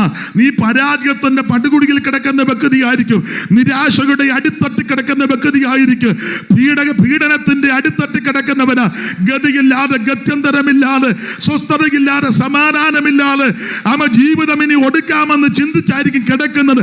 എന്നാൽ ഇന്ന് രാത്രി ഒരു കാര്യം പറയാ, ഈ സുവിശേഷം ഏറ്റെടുത്താൽ, ഈ സുവിശേഷം വിശ്വസിച്ചാൽ, ഈ സുവിശേഷം അംഗീകരിച്ചാൽ, നിന്റെ അരാജകത്വം മാറ്റി നിന്നെ ഉയർത്തുന്ന മാർഗമാ സുവിശേഷം. നമ്മുടെ ആൾക്കാരൊക്കെ പ്രസംഗിക്കുമ്പോൾ കുറ്റമല്ല, നല്ല കാര്യമാ. ചെല്ല് പറയാനുണ്ടു. ഇപ്പൊ ഉദാഹരണത്തിന് അമേരിക്കയിൽ ഒരു സംഭവം, ചെല്ല് പറയും ഓസ്ട്രേലിയയിൽ ഒരു വിഷയം, ചെല്ല് പറയും കാലിഫോർണിയയിൽ നടന്ന ഒരു കാര്യം, കാനഡയിൽ, അതൊക്കെ നല്ല കാര്യമാ, ഉള്ളതാ, ഞാൻ എതിർക്കുന്നില്ല. എന്തിനാ കാലിഫോർണിയയിലും കാനഡയിലും പോകുന്നത്? ഇവിടെ ഉണ്ടല്ലോ പറയാൻ. ഏതാ ഉയർത്തിയ കാര്യം? സായിപ്പിനെ ഉയർത്തുന്ന കാര്യം ദൈവം ഉയർത്തിക്കോട്ടെ. എന്തിനാ ഇവിടെ ഉണ്ടല്ലോ? എന്തിനാ ദൂരോട്ട് പോകുന്നത്? എന്നെ നോക്കെ, എന്തിനാ ഒത്തിരി ദൂരോട്ട് പോകുന്നത്? എൻ്റെ ദൈവം എന്നെ ഇത്രത്തോളം നടത്തി, ഈ സുവിശേഷം എടുത്തത് കൊണ്ടാണ്. അതിൻ്റെ കാര്യവും കൂടെ പറയാം. യാതൊരു യോഗ്യതയും മാനുഷികമായിട്ടില്ല. ഒത്തിരി അപാകതയുണ്ട് എനിക്ക്, ഒത്തിരി, എല്ലാം ഒന്നും പറയുന്നില്ല. ഒന്ന്, വിദ്യാഭ്യാസമില്ല. അത് കേൾക്കുമ്പോൾ അറിയാമല്ലോ. നാളെ ഒരാൾ പറഞ്ഞ അവൻ വിവരദോഷിയാണ്, കറക്റ്റ് കാര്യമാണ്. ഒരാളോട് അവൻ വിവരദോഷിയാണ്, സത്യാ പുള്ളി പറഞ്ഞ്. വിവരമില്ല, അപ്പം വിദ്യാഭ്യാസമില്ല. രണ്ട്, കുടുംബശ്രേഷ്ഠതയില്ല. ഒരാളെന്നോട് ചോദിച്ചു, വിവരങ്ങളൊക്കെ ഞാൻ പറഞ്ഞു ഇന്നവിടെ, കുടുംബശ്രേഷ്ഠതയില്ല. അപ്പോൾ പുള്ളി പറഞ്ഞു ഞങ്ങൾ പകലോ മറ്റവാണ്. ആയിക്കോട്ടെ, നമ്മൾ മറ്റത്തുമല്ല മലയിലുമല്ല, പരുവക്കേടാണ്. കുടുംബശ്രേഷ്ഠതയില്ല, വിദ്യാഭ്യാസമില്ല, കളറും അത്ര നല്ലതല്ല ലോകപരമായിട്ട്. കുര്യാക്കോസ് പാസ്റ്ററും അച്ചായനും ഒക്കെ നല്ല ചുമപ്പാണ്, അത്ര നല്ല, അവരുടെ അത്രോ ഇല്ല, അത്രോ നല്ല ഇല്ല. നമ്മളൊക്കെ സമശിക്ഷാവിധില്ല. അവിടെ ഇരിക്കും, ഞാൻ പിന്നെ പറയാം. പുള്ളിക്കും അങ്ങ് സങ്കടമാണ്, സമശിക്ഷാവിധിയിൽ. എന്നിട്ടും പഠിക്കുന്നില്ലെന്നാ പുസ്തകത്തിൽ വാക്കി, പുസ്തകത്തിൽ എന്നിട്ടും. അപ്പം വിദ്യാഭ്യാസം ഒന്നുമില്ല, കുടുംബശ്രേഷ്ഠതയില്ല, കളറും അത്ര നല്ലതല്ല, ശബ്ദവും നല്ലതല്ല. ഇവരാണ്ട് പാടുമ്പോൾ നല്ല ശബ്ദത്തിലാണ് പാടുന്നത്. എൻ്റെ ശബ്ദമോ, അടുത്ത കാലത്ത് ഒരു തള്ള വിളിച്ച് പറഞ്ഞു, നിങ്ങൾ രണ്ടും കൂടെ കടന്ന് ഈ കാറുന്നത് എന്തിനാന്ന്? പാടുന്നെന്ന് പോലും പറഞ്ഞില്ല, രണ്ടും കൂടെ കടന്ന് കാറുന്ന. ശിവപാസ്റ്ററുണ്ട് എൻ്റെ കൂടെ, രണ്ടും കൂടെ കടന്ന് എന്തിനായി കാറുന്നെന്ന്. അത് ശരിയാ, ശബ്ദം നല്ലതല്ല. എൻ്റെ പിതാവിന് കല്ല് ഷാപ്പിലെ ജോലിയാണ്. കല്ല് ഷാപ്പിൽ ഒരു സാധുവായ മനുഷ്യനാണ്, യൂണിയൻ തൊഴിലാളിയാ, ചെത്തു തൊഴിലാളി, യൂണിയനിൽ പെട്ടയാളാണ്. കല്ല് ഷാപ്പിൽ വളരെ കഷ്ടപ്പെട്ടാണ് ഞങ്ങളെ വളർത്തിയത്. അതെ, എൻ്റെ അപ്പന് പാത്രം കഴുകും, യൂണിയൻ തൊഴിലാളിയാണെങ്കിലും അതാ ജോലി. കുടിക്കുന്നവരൊക്കെ വന്ന് കുടിച്ചേച്ച് പോകുമ്പോൾ കുപ്പിയും പാത്രവും ഒക്കെ കഴുകി, അങ്ങനെയാണ് ഞങ്ങളെ വളർത്തിയത്. എന്നെ, എൻ്റെ സഹോദരങ്ങളെ, വീടിനെ സംരക്ഷിച്ചു. വളരെ ബുദ്ധിമുട്ടിയാണ് വളർന്നത്. ദാരിദ്ര്യ ദുഃഖമൊക്കെ അനുഭവിച്ചിട്ടുണ്ട്. അതുകൊണ്ട് ഇത് പറയുമ്പം ഏറെക്കുറെ മനസ്സിലാകും. നല്ല വസ്ത്രമൊന്നും ചെറുപ്പത്തിൽ ധരിക്കാൻ ഒത്തിട്ടില്ല, ഇഷ്ടമില്ലാഞ്ഞിട്ടല്ല, സാഹചര്യം അതാ. ചെറുപ്പത്തിൽ സ്വന്തമായിട്ട് വീട് ഒന്നുമില്ല, ബന്ധുക്കടെയൊക്കെ വീടുകളിലാണ് അന്ന് താമസിച്ചത്. അത് കഴിഞ്ഞ് ഒരു ചെറിയ വീട് ഓലപ്പര പണിതു, ചാണകം ഇട്ട് മെഴുകിയ തറയും ഓല മറച്ചതാണ്. അത് ഞാൻ എല്ലാം വിവരിക്കുന്നില്ല. എൻ്റെ അമ്മ വളരെ കഷ്ടപ്പെടുമായിരുന്നു. അപ്പനേക്കാളും നന്നായിട്ട് അമ്മ കഷ്ടപ്പെടും. ഞങ്ങൾ കുട്ടനാട്ടിലാണ്, പാടത്ത് കൊയ്യാനും മെതിക്കാനും ഒക്കെ പോകും. കൊയ്ത്ത് കഴിഞ്ഞാലും അമ്മ പിന്നെയും ജോലിക്ക് പോയി അടിച്ചു വാരുക എന്ന് പറയും. കൊയ്ത്ത് അവിടെ അതൊക്കെ തൂത്തുവാരി എടുത്ത് വെക്കും, അത് കഴുകിയൊക്കെ എടുക്കണം. ചുമക്കാൻ ഞാനാ പോകുന്നത്. കൊച്ചാന്നേലും എന്നെ കൊണ്ടുപോകും, ഞാൻ പോയേ ഒക്കൂ. കൊയ്യാനും മെതിക്കാനും ഒക്കെ ഞാനും പോയിട്ടുണ്ട്, അറിയാം. ഞങ്ങൾക്ക് കിണർ ഒന്നുമില്ല, കറണ്ട് ഒന്നുമില്ല, ഫോണ് ഒന്നുമില്ല, നല്ല വീട് ഒന്നുമല്ല. അന്നൊക്കെ ആറ്റിൽ നിന്ന് വെള്ളം കോരിക്കൊണ്ട് വരണം, ഒത്തിരി ദൂരം നടക്കണം. എല്ലാം ഞാൻ വിവരിക്കുന്നില്ല. വീട്ടിലാന്നേലും ഒത്തിരി ബുദ്ധിമുട്ടുകൾ പലതുണ്ട്. ആട്ടെ, ആ ഒരു പശ്ചാത്തലത്തിൽ നിന്നാണ് ഞാൻ രക്ഷിക്കപ്പെട്ട് ഈ സുവിശേഷം കേട്ട് ഈ മാർഗത്തിൽ വരുന്നത്. എൻ്റെ അപ്പനും അമ്മയും നന്നായിട്ട് കഷ്ടപ്പെട്ടു. നിങ്ങളുടെ അപ്പനും അമ്മയൊക്കെ അങ്ങനെ. ഞാനിപ്പം എൻ്റെ ഈ മൈക്കിരിക്കുന്നതുകൊണ്ടല്ലയോ ഇത് പറയാൻ. ഈ മൈക്ക് നിങ്ങളുടെ തന്നാൽ നിങ്ങളും പറയും. ഇപ്പം തന്നെ അവിടെ നിന്ന് പറയും, തൻ്റെ അപ്പനും അമ്മയും മാത്രമല്ല ഞങ്ങളുടെ അപ്പനും അമ്മയും കഷ്ടപ്പെട്ട. നിങ്ങൾ പറഞ്ഞില്ലെങ്കിലും നിങ്ങളുടെ ഹൃദയത്തിൽ പറഞ്ഞിട്ടുണ്ട്. എല്ലാവരുടെയും അങ്ങനെ. ഞാൻ എൻ്റെ സാക്ഷ്യം പറയുക. വളരെ ബുദ്ധിമുട്ടിക്കൂടാ ജനിച്ചതും വളർന്നതുമല്ല. ഒരിക്കൽ ഞാൻ അമേരിക്ക ചെന്നപ്പോൾ ഇത് പറഞ്ഞപ്പോൾ ഒരു വീട്ടിൽ താമസിക്കുക അവനാ എന്നെ കൊണ്ടുപോയത് അവൻ്റെ വണ്ടിയിൽ. ഞാൻ സഭയിൽ ഇത് പറഞ്ഞപ്പോൾ തിരിച്ചു വന്നപ്പോൾ അവൻ പറഞ്ഞു, ഇതൊന്നും പറയരുതെന്ന്, നാണക്കേടാ. ഞാൻ പറഞ്ഞു, പിന്നെ എൻ്റെ തന്തയുടെ കാര്യം നീ പറയുമോ? ഞാനല്ലേ പറയണ്ടേ? അതോ അമേരിക്ക ചെല്ലുമ്പോൾ തന്ത മാറുമോ? നിങ്ങളിത് അംഗീകരിക്കാൻ ഞാൻ എൻ്റെ തന്തയ്ക്ക് വരാം ഇപ്പം പറഞ്ഞ്. സുവിശേഷം വിശ്വസിക്കാൻ വേണ്ടി ഞാൻ എൻ്റെ ഇങ്ങനെ ആര് പറയും?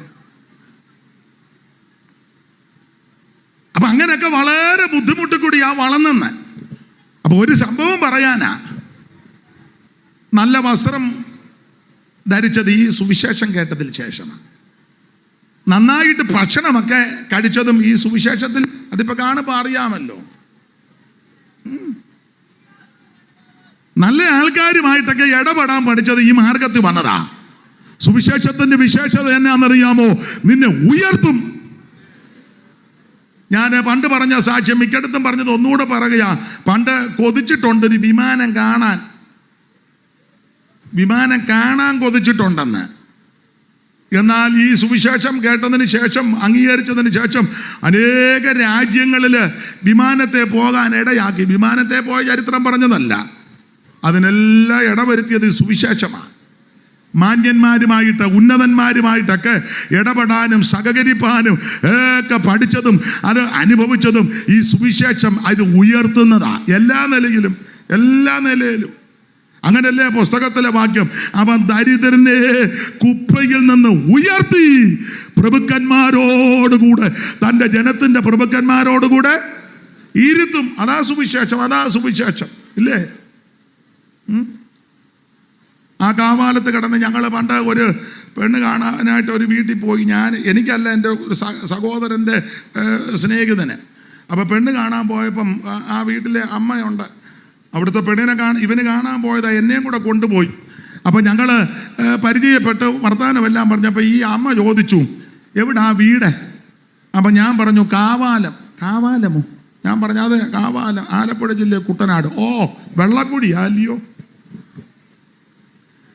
അവർ മറുപടി പറഞ്ഞ വെള്ളക്കുഴി അല്ലയോ? ആട്ടെ. അപ്പം അങ്ങനെയാണെങ്കിൽ ഈ അമ്മയുടെ ഭാഷയിൽ വെള്ളക്കുഴിക്കകത്തിൽ നിന്നാണ് എന്നെ ഉയർത്തിയത്. അതേന്ന്. സ്തോത്രം. യാതൊരു യോഗ്യതയില്ലായിരുന്നു മാനുഷികമായി. നിങ്ങളൊക്കെ കുറച്ചുകൂടെയൊക്കെ എന്നേക്കാളൊക്കെ ഒത്തിരി മെച്ചപ്പെട്ടവരാ എല്ലാ നിലയിലും. പക്ഷേ ആ നിങ്ങളുടെ കൂടെ എന്നെ ഇരുത്തിയത് ഈ സുവിശേഷമാണ് ആണെന്ന്. ഈ ദരിദ്രനെ കുപ്പയിൽ നിന്ന് ഉയർത്തി പ്രഭുക്കന്മാരോടുകൂടെ, തൻ്റെ ജനത്തിൻ്റെ പ്രഭുക്കന്മാരോടുകൂടെ ഇരുത്തുമെന്ന്. ദൈവത്തിൻ്റെ മഹാകൃപ. ഞാനൊരു കാര്യം സന്തോഷത്തോടും വളരെ വിനയത്തോടും ദൈവകൃപയിൽ ശരണപ്പെട്ട് പറയാം. മറ്റു രീതിയിൽ ചിന്തിക്കരുത്. അയ്യോ, ദൈവത്തിന് മഹത്വം. ഇപ്പോൾ ഈ ഡ്രസ്സുമൊക്കെ കേട്ടോ, പുസ്തകമൊക്കെ ഉണ്ട്. ഇപ്പം ചിലയിടത്തൂടൊക്കെ നടന്നാൽ ഇങ്ങോട്ട് വന്ന ആൾക്കാർ ചോദിക്കും, ഇന്നയാളല്ലയോ? അതെ. മെനഞ്ഞാന്ന് ഞങ്ങൾ ഒരു യോഗം കഴിഞ്ഞ് ഇങ്ങോട്ട് വന്നപ്പോൾ, പേര് ഒന്നും പറയുന്നില്ല, അത് മോശമല്ലയോ? ദൈവത്തിന് മഹത്വം. അത് അങ്ങനെ അല്ലല്ലോ. അപ്പം ഇങ്ങോട്ട് വന്നപ്പോൾ നമ്മുടെ ഈ സംസ്ഥാനത്തിലെ ഒരു ബഹുമാനപ്പെട്ട മന്ത്രി പുള്ളി അവിടെ നിൽക്കുക. അപ്പം ഞാനും അങ്ങോട്ട് ഇറങ്ങി. അപ്പം എന്നെ കണ്ടു കൈ തന്ന് ഞാനും കൈ കൊടുത്തു. അപ്പം എന്നോട് പറയാ, എന്നും കേൾക്കുമെന്ന്. അവരാരാ? വിദ്യാഭ്യാസം കൊണ്ടും സ്ഥാനം കൊണ്ടും ലോകപരമായിട്ട് ഉന്നതരല്ലയോ? അപ്പോൾ പറഞ്ഞു വലിയ ഇഷ്ടമാണ് എന്നെ എന്ന് പറഞ്ഞ പ്രസംഗമേ. കണ്ടോ, എന്നേക്കാൾ വിദ്യാഭ്യാസമുള്ളവർ, കുടുംബശ്രേഷ്ഠതയുള്ളവർ, മഹിമയുള്ളവർ, ഉന്നതന്മാർ ഒക്കെ ഇല്ലാഞ്ഞിട്ടാണോ? പക്ഷെ ഈ പോഷനാകുന്ന എന്നെ ഈ വിധത്തിൽ മാനുഷികമായിട്ടും ആത്മീകമായിട്ടുമൊക്കെ ഉയർത്താനുള്ളതിൻ്റെ കാര്യം എന്നാണെന്നറിയാമോ? ഈ സുവിശേഷമാണ്. സുവിശേഷം തന്നെ ഉയർത്തും. എല്ലാം ഞാൻ വിവരിക്കുന്നില്ല. ഒരിക്കൽ ഒരു രാജ്യത്ത് പോയി ഇങ്ങോട്ട് വരിക, കാനഡയിൽ പോയ ചരിത്രം പറയുകയല്ല. കാനഡയിൽ നിന്ന് വന്നപ്പോൾ എനിക്ക് ഭാഷ വശമില്ലാത്തത് കൊണ്ട് മിക്കപ്പോഴും വീൽ ചെയറിലാണ് പോകുന്നത്. അതാകുമ്പം വലിയ ശല്യം ഇല്ല. അത് അങ്ങനെ ഭാഷ വശമില്ല. അവർ തുരുതുരാന്ന് ചോദിച്ചാൽ ഞാൻ എന്നാ പറയാനാ? അപ്പം വീൽ ചെയർ ആകുമ്പം തന്നെയല്ല, കാലിന് വേദനയുണ്ട്, ബുദ്ധിമുട്ടുണ്ട്. അപ്പം അതുകൊണ്ട് ഇത് രണ്ട് കാര്യം, ഒരു ഉന്തിൻ്റെ കൂടെ ഒരു തള്ളെന്ന് പറഞ്ഞ പോലെ അങ്ങനെ പോകുന്നത്. അപ്പം കാനഡയിൽ നിന്ന് ഇങ്ങോട്ട് പോയി എനിക്ക് ഒറ്റയ്ക്ക് യാത്ര ചെയ്യാനും ബുദ്ധിമുട്ടാണ്, ഭാഷാ പ്രശ്നമാണ് കൂടുതൽ. അപ്പം അന്ന് ഒറ്റയ്ക്കാണ് പോരുന്നത്. ഞാനും ഭാരപ്പെട്ട് ദൈവമേ എന്തോ ചെയ്യും. കൂടെ വന്ന പുള്ളിക്കാർ വീൽ ചെയറുമൊക്കെ എടുത്ത് എന്നെ ഇരുത്തി ലഗേജും എല്ലാം വിട്ടിഞ്ഞു വന്നപ്പം ഇത് എൻ്റെ പ്രധാനപ്പെട്ട ഒരു ഓഫീസർ എന്നെ കണ്ടു. പുള്ളി അവിടെ നിന്ന് ഇറങ്ങി വന്നു. കാവാലം പാസ്റ്റർ അല്ലയോ? ഞാൻ പറഞ്ഞ അതെ. അവിടോട്ട് മാറിയിരിക്കാൻ പറഞ്ഞു. അയ്യോ ദൈവമേ, വെട്ടിനകത്ത് വീണോ? മാറിയിരിക്കാൻ അവിടെ ഇരിക്കുക പറയാമെന്ന് പറഞ്ഞു. അപ്പോൾ എൻ്റെ ഹൃദയത്തിൽ ചിന്ത, ദൈവമേ ഇനി എന്തോ വല്ല ഒന്തറാക്കുള്ളിയാണോ? എന്തായാലും സ്തോത്രം പറഞ്ഞുകൊണ്ട് അവിടെ ഇരുന്ന് സ്തോത്രം പറഞ്ഞ്, ഞാൻ അങ്ങനെയുള്ള രംഗങ്ങൾ വരുമ്പോൾ സ്തോത്രം പറഞ്ഞ് ആത്മാവിൽ നിറഞ്ഞ് ആരും കേൾക്കാതെ അന്യഭാഷയിൽ ദൈവത്തെ മഹത്വപ്പെടുത്തും. ഇങ്ങനെയുള്ള രംഗങ്ങൾ അന്യഭാഷ പറഞ്ഞ് മതി പോ.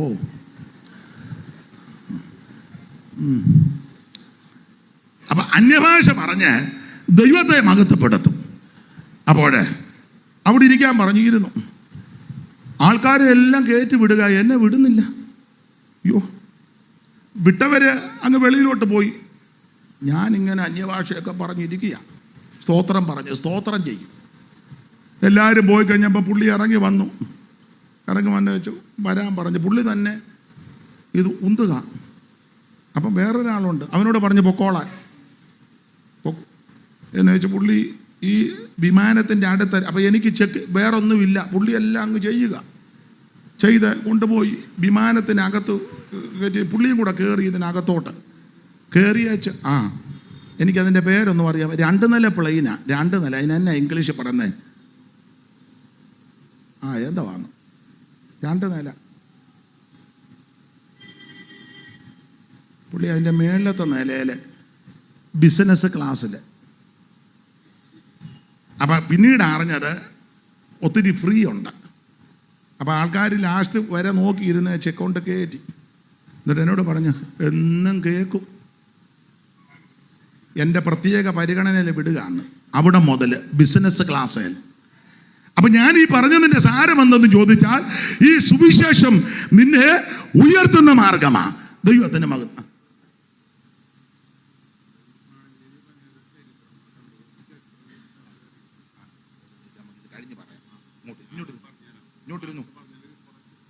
ഇങ്ങോട്ടിരുന്നു അങ്ങോട്ടിരിക്കും, അവിടോട്ടിരിക്കും. നമുക്കിത് കഴിഞ്ഞ് പറയാം. പോകരുത്, ഇവിടെ ഇരിക്കണം. എന്നെ കണ്ടേച്ചേ പോകാവൂ. ഇങ്ങോട്ടിരിക്കും, ഇങ്ങോട്ടിരിക്കും. ഓക്കെ, അങ്ങോട്ടിരിക്കെ, ഇത് കഴിഞ്ഞ് നമുക്ക് പറയാം. പോകരുത്, ഇവിടെ നിൽക്കണം. ഇവിടോട്ടിരിക്കും, അവിടോട്ടിരിക്കും. അപ്പൊ ശ്രദ്ധിക്കുക, ഈ സുവിശേഷത്തിന്റെ വിശേഷത നിന്നെ ഉയർത്തുന്ന മാർഗമാണ്. ഏത് വ്യക്തിയെയും അവൻ ഉയർത്തുന്ന മാർഗമാണ് സുവിശേഷം. നമ്മൾ പാടുന്നൊരു പാട്ടുണ്ടല്ലോ, കുപ്പയിൽ നിന്നും ഉയർത്തി നീ ശ്രേഷ്ഠരാമരർ ഒപ്പമിരുത്തിയതന്നയം അത്ഭുതം പരാ മനുവേല വന്ദനം മന്നിലേഖന മനുജാതിക്കായി വന്നതാ ഉന്നതാധിപ മനുവേല വന്ദനം. ഇന്ന് രാത്രി എന്നെ കേൾക്കുന്ന പ്രിയരെ, ഈ സുവിശേഷം നിന്നെ ഉയർത്തുന്ന മാർഗമാണ്. ഈ സുവിശേഷ മാർഗത്തിൽ വന്നിട്ട് അവൻ ആരും അധപ്പതിക്കാൻ ദൈവം അനുവദിക്കത്തില്ല. പിന്നെ ആരേലും പരുവക്കേടായിട്ടുണ്ടെങ്കിൽ അത് അവനവന്റെ കുഴപ്പമാ, സുവിശേഷത്തിന് ഒരു കുഴപ്പവുമില്ല. പിന്നെ ഞാൻ ഒരു കാര്യം കൂടെ കയറി പറയാം, ദൈവത്തിന് മകത്ത് അവരെ ഇവരെയും കണ്ടും അതും ഇതും കേട്ട് നമ്മുടെ നിത്യത നഷ്ടപ്പെടുത്തരുത്. ദൈവത്തിന് മഹത്വം. ആമേൻ. അതുകൊണ്ട് ഇന്ന് രാത്രി സുവിശേഷത്തിന്റെ വിശേഷത നിന്നെ ഉയർത്തുന്ന മാർഗമാ. ഈ മൈക്ക് മുമ്പേ പറഞ്ഞതുപോലെ ആരുടെയാലും കൈ കൊടുത്താൽ അവർ പറയും ഈ സുവിശേഷം എന്നെ ഉയർത്തി, സുവിശേഷം എന്നെ മാനിച്ചു. ഇന്ന് രാത്രി എന്നെ കേൾക്കുന്ന സ്നേഹിത, സുഹൃത്ത്, മാതാവേ, പിതാവേ, സുവിശേഷം നിന്നെ ഉയർത്തും. വിശദീകരിക്കുന്നില്ല. ഒന്ന്, സുവിശേഷം നിന്നെ രക്ഷിക്കും. രണ്ട്, സുവിശേഷം സമാധാനം തരുന്ന മാർഗമാ. മൂന്ന്, സുവിശേഷം മാനുഷികമല്ല. നാല്, സുവിശേഷം യോഗ്യമായിട്ട് നിന്നെ നടക്കാൻ പഠിപ്പിക്കും. അഞ്ച്, സുവിശേഷം നിന്നെ ഉയർത്തും. ആറ്, സുവിശേഷത്തിന്റെ വിശേഷത ഇത് മഹത്വമുള്ള സുവിശേഷമാ. ദൈവത്തിന് മഹത്വം. തിമോത്തിയോസിന്റെ 2-ാം ലേഖനം 1-ാം ലേഖനം 1:11 വായിച്ചേ. തിമോത്തിയോസിന്റെ വായിച്ചേ. 1-ാം ലേഖനം 1:11 വായിച്ചേ. ഈ പരിജ്ഞാനം എങ്കിൽ ഭരമേൽപ്പിച്ചിരിക്കുന്നതായി ധന്യനായ ദൈവത്തിന്റെ മഹത്വമുള്ള സുവിശേഷത്തിന്, മഹത്വമുള്ള സുവിശേഷം. ഇന്ന് രാത്രി എന്നെ കേൾക്കുന്ന പ്രിയരെ, സുവിശേഷത്തിന്റെ 6ാമത്തെ വിശേഷത ഇത് മഹത്വമുള്ള സുവിശേഷമാ. എന്താ ഈ സുവിശേഷം? അവൻ അംഗീകരിച്ചാൽ, വിശ്വസിച്ചാൽ, അനുസരിച്ചാൽ നിനക്കും നിന്റെ കുടുംബത്തിനും ലോകം തരുന്ന മഹത്വവും മാനവുമല്ല, ദൈവിക മഹത്വം ഉണ്ടാകും. ഞാൻ മുമ്പോട്ട് ഓടിച്ചങ്ങ് നിർത്തുകയാ, കൃത്യസമയത്ത് നിർത്താം. സുവിശേഷത്തിന്റെ 7ാമത്തെ വിശേഷത. എന്താ സുവിശേഷത്തിന്റെ 7ാമത്തെ വിശേഷത? അത് വളരെ പ്രത്യേകതയുള്ളതാ. ഈ സുവിശേഷം പ്രത്യാശ തരുന്നതാ. സുവിശേഷം നമുക്ക് പ്രത്യാശ തരുന്ന മാർഗമാ. വായിച്ച് കൊലോസ്യ ലേഖനം 1-ാം അധ്യായത്തിന്റെ 3-ാമത്തെ വാക്യം. സുവിശേഷത്തിന്റെ 7ാമത്തെ വിശേഷത ഇത് പ്രത്യാശ തരുന്ന മാർഗമാ. വായിക്കേ. സുവിശേഷത്തിന്റെ സത്യവചനത്തിൽ നിങ്ങൾ മുമ്പ് കേട്ടതായി, സുവിശേഷത്തിന്റെ സത്യവചനത്തിൽ നിങ്ങൾ മുമ്പ് കേട്ടതായി, സ്വർഗ്ഗത്തിൽ നിങ്ങൾക്ക് സംഗ്രഹിച്ചിരിക്കുന്ന പ്രത്യാശ നിമിത്തം, സ്വർഗ്ഗത്തിൽ നിങ്ങൾക്ക് സംഗ്രഹിച്ചിരിക്കുന്ന പ്രത്യാശ. എന്നെ കേൾക്കുന്ന പ്രിയരെ, സുവിശേഷം പ്രത്യാശ തരുന്ന മാർഗമാ. എന്താ നമ്മുടെ പ്രത്യാശ? അയ്യോ, സുവിശേഷത്തിനെ ഉള്ളു പ്രത്യാശ. എന്തുവാ നമ്മുടെ പ്രത്യാശ? അത് ഒത്തിരി പറയാനുണ്ട്. 2 കാര്യം പറഞ്ഞങ്ങ് നിർത്ത, ആ ഭാഗം വിട. എന്താ സുവിശേഷത്തിന്റെ പ്രത്യാശ? എന്റെ ഭാഷയെ പറയുക കേട്ടോ, എന്റെ ഭാഷയില. സുവിശേഷത്തിന്റെ 1ാമത്തെ പ്രത്യാശ നമ്മുടെ നേതാവ് തിരിച്ചു വരും. ഹല്ലേലൂയ. ഉറപ്പ് അവിടുന്ന് പറഞ്ഞേച്ചാ പോയിരിക്കുന്നത്. എന്തോ പറഞ്ഞു? നിങ്ങളുടെ ഹൃദയം കലങ്ങിപ്പോകരുത്, ദൈവത്തിൽ വിശ്വസിപ്പീൻ, എന്നിലും വിശ്വസിപ്പീൻ. എൻ്റെ പിതാവിൻ്റെ ഭവനത്തിൽ അനേകം വാസസ്ഥലമുണ്ട്, ഇല്ലെങ്കിൽ ഞാൻ നിങ്ങളോട് പറയും. തീർന്നില്ല, ഞാൻ നിങ്ങൾക്ക് സ്ഥലമൊരുക്കാൻ പോകുക. ദൈവത്തിന്റെ മഹത്വം. ഇതൊക്കെയാ പ്രത്യാശ. പോകുക എന്ന് പറഞ്ഞേച്ചാ പോയത്. എൻ്റെ ഭാഷയിലായി പറയാൻ കേട്ടോ, ചിലപ്പോൾ അപാകതയൊക്കെ വരും, നിങ്ങൾ ചിലപ്പോൾ ഉൾക്കൊള്ളുക. എൻ്റെ ഭാഷയെ പറഞ്ഞാൽ നായകൻ പോകുവാന്ന് പറഞ്ഞേച്ച് ഒരു പോക്ക് പോയതല്ല. അങ്ങനെയൊക്കെ പോയ ആൾക്കാരുണ്ട്, ഒരു പോക്ക് പോയവരുണ്ട്. എവിടാന്ന് പോലും അറിയത്തില്ല, എങ്ങോട്ടാ പോയെന്നും അറിയത്തില്ല. പക്ഷെ നമ്മുടെ നായകൻ അങ്ങനല്ല, പറഞ്ഞേച്ച് പോയത് ഞാൻ സ്ഥലം ഒരുക്കാൻ പോകുക. പിന്നെ ഒരുക്കിയ ഞാൻ അവിടെ ഇരിക്കുകയല്ല, തിരിച്ചു വരും. ഇതാ നമ്മുടെ പ്രത്യാശ. തിരിച്ചു വരും. തീർന്നില്ല, തിരിച്ചു വന്നേച്ച് എല്ലാവരും കണ്ടേച്ച് ഹായ്, അങ്ങനെ പിന്നെയും പോകുമല്ല. ഇപ്പൊ അങ്ങനല്ലേ പറയുന്നത്, ഹായ്. തിരിച്ചു വന്ന് നിങ്ങളെ എൻ്റെ അടുക്ക ചേർത്ത് കൊള്ളുവന്ന്. എൻ്റെ ഭാഷ പറഞ്ഞാൽ പോകുക, പോയേച്ചു വരും, വന്ന് നിങ്ങളെ അങ്ങോട്ട് കൊണ്ടുപോകും.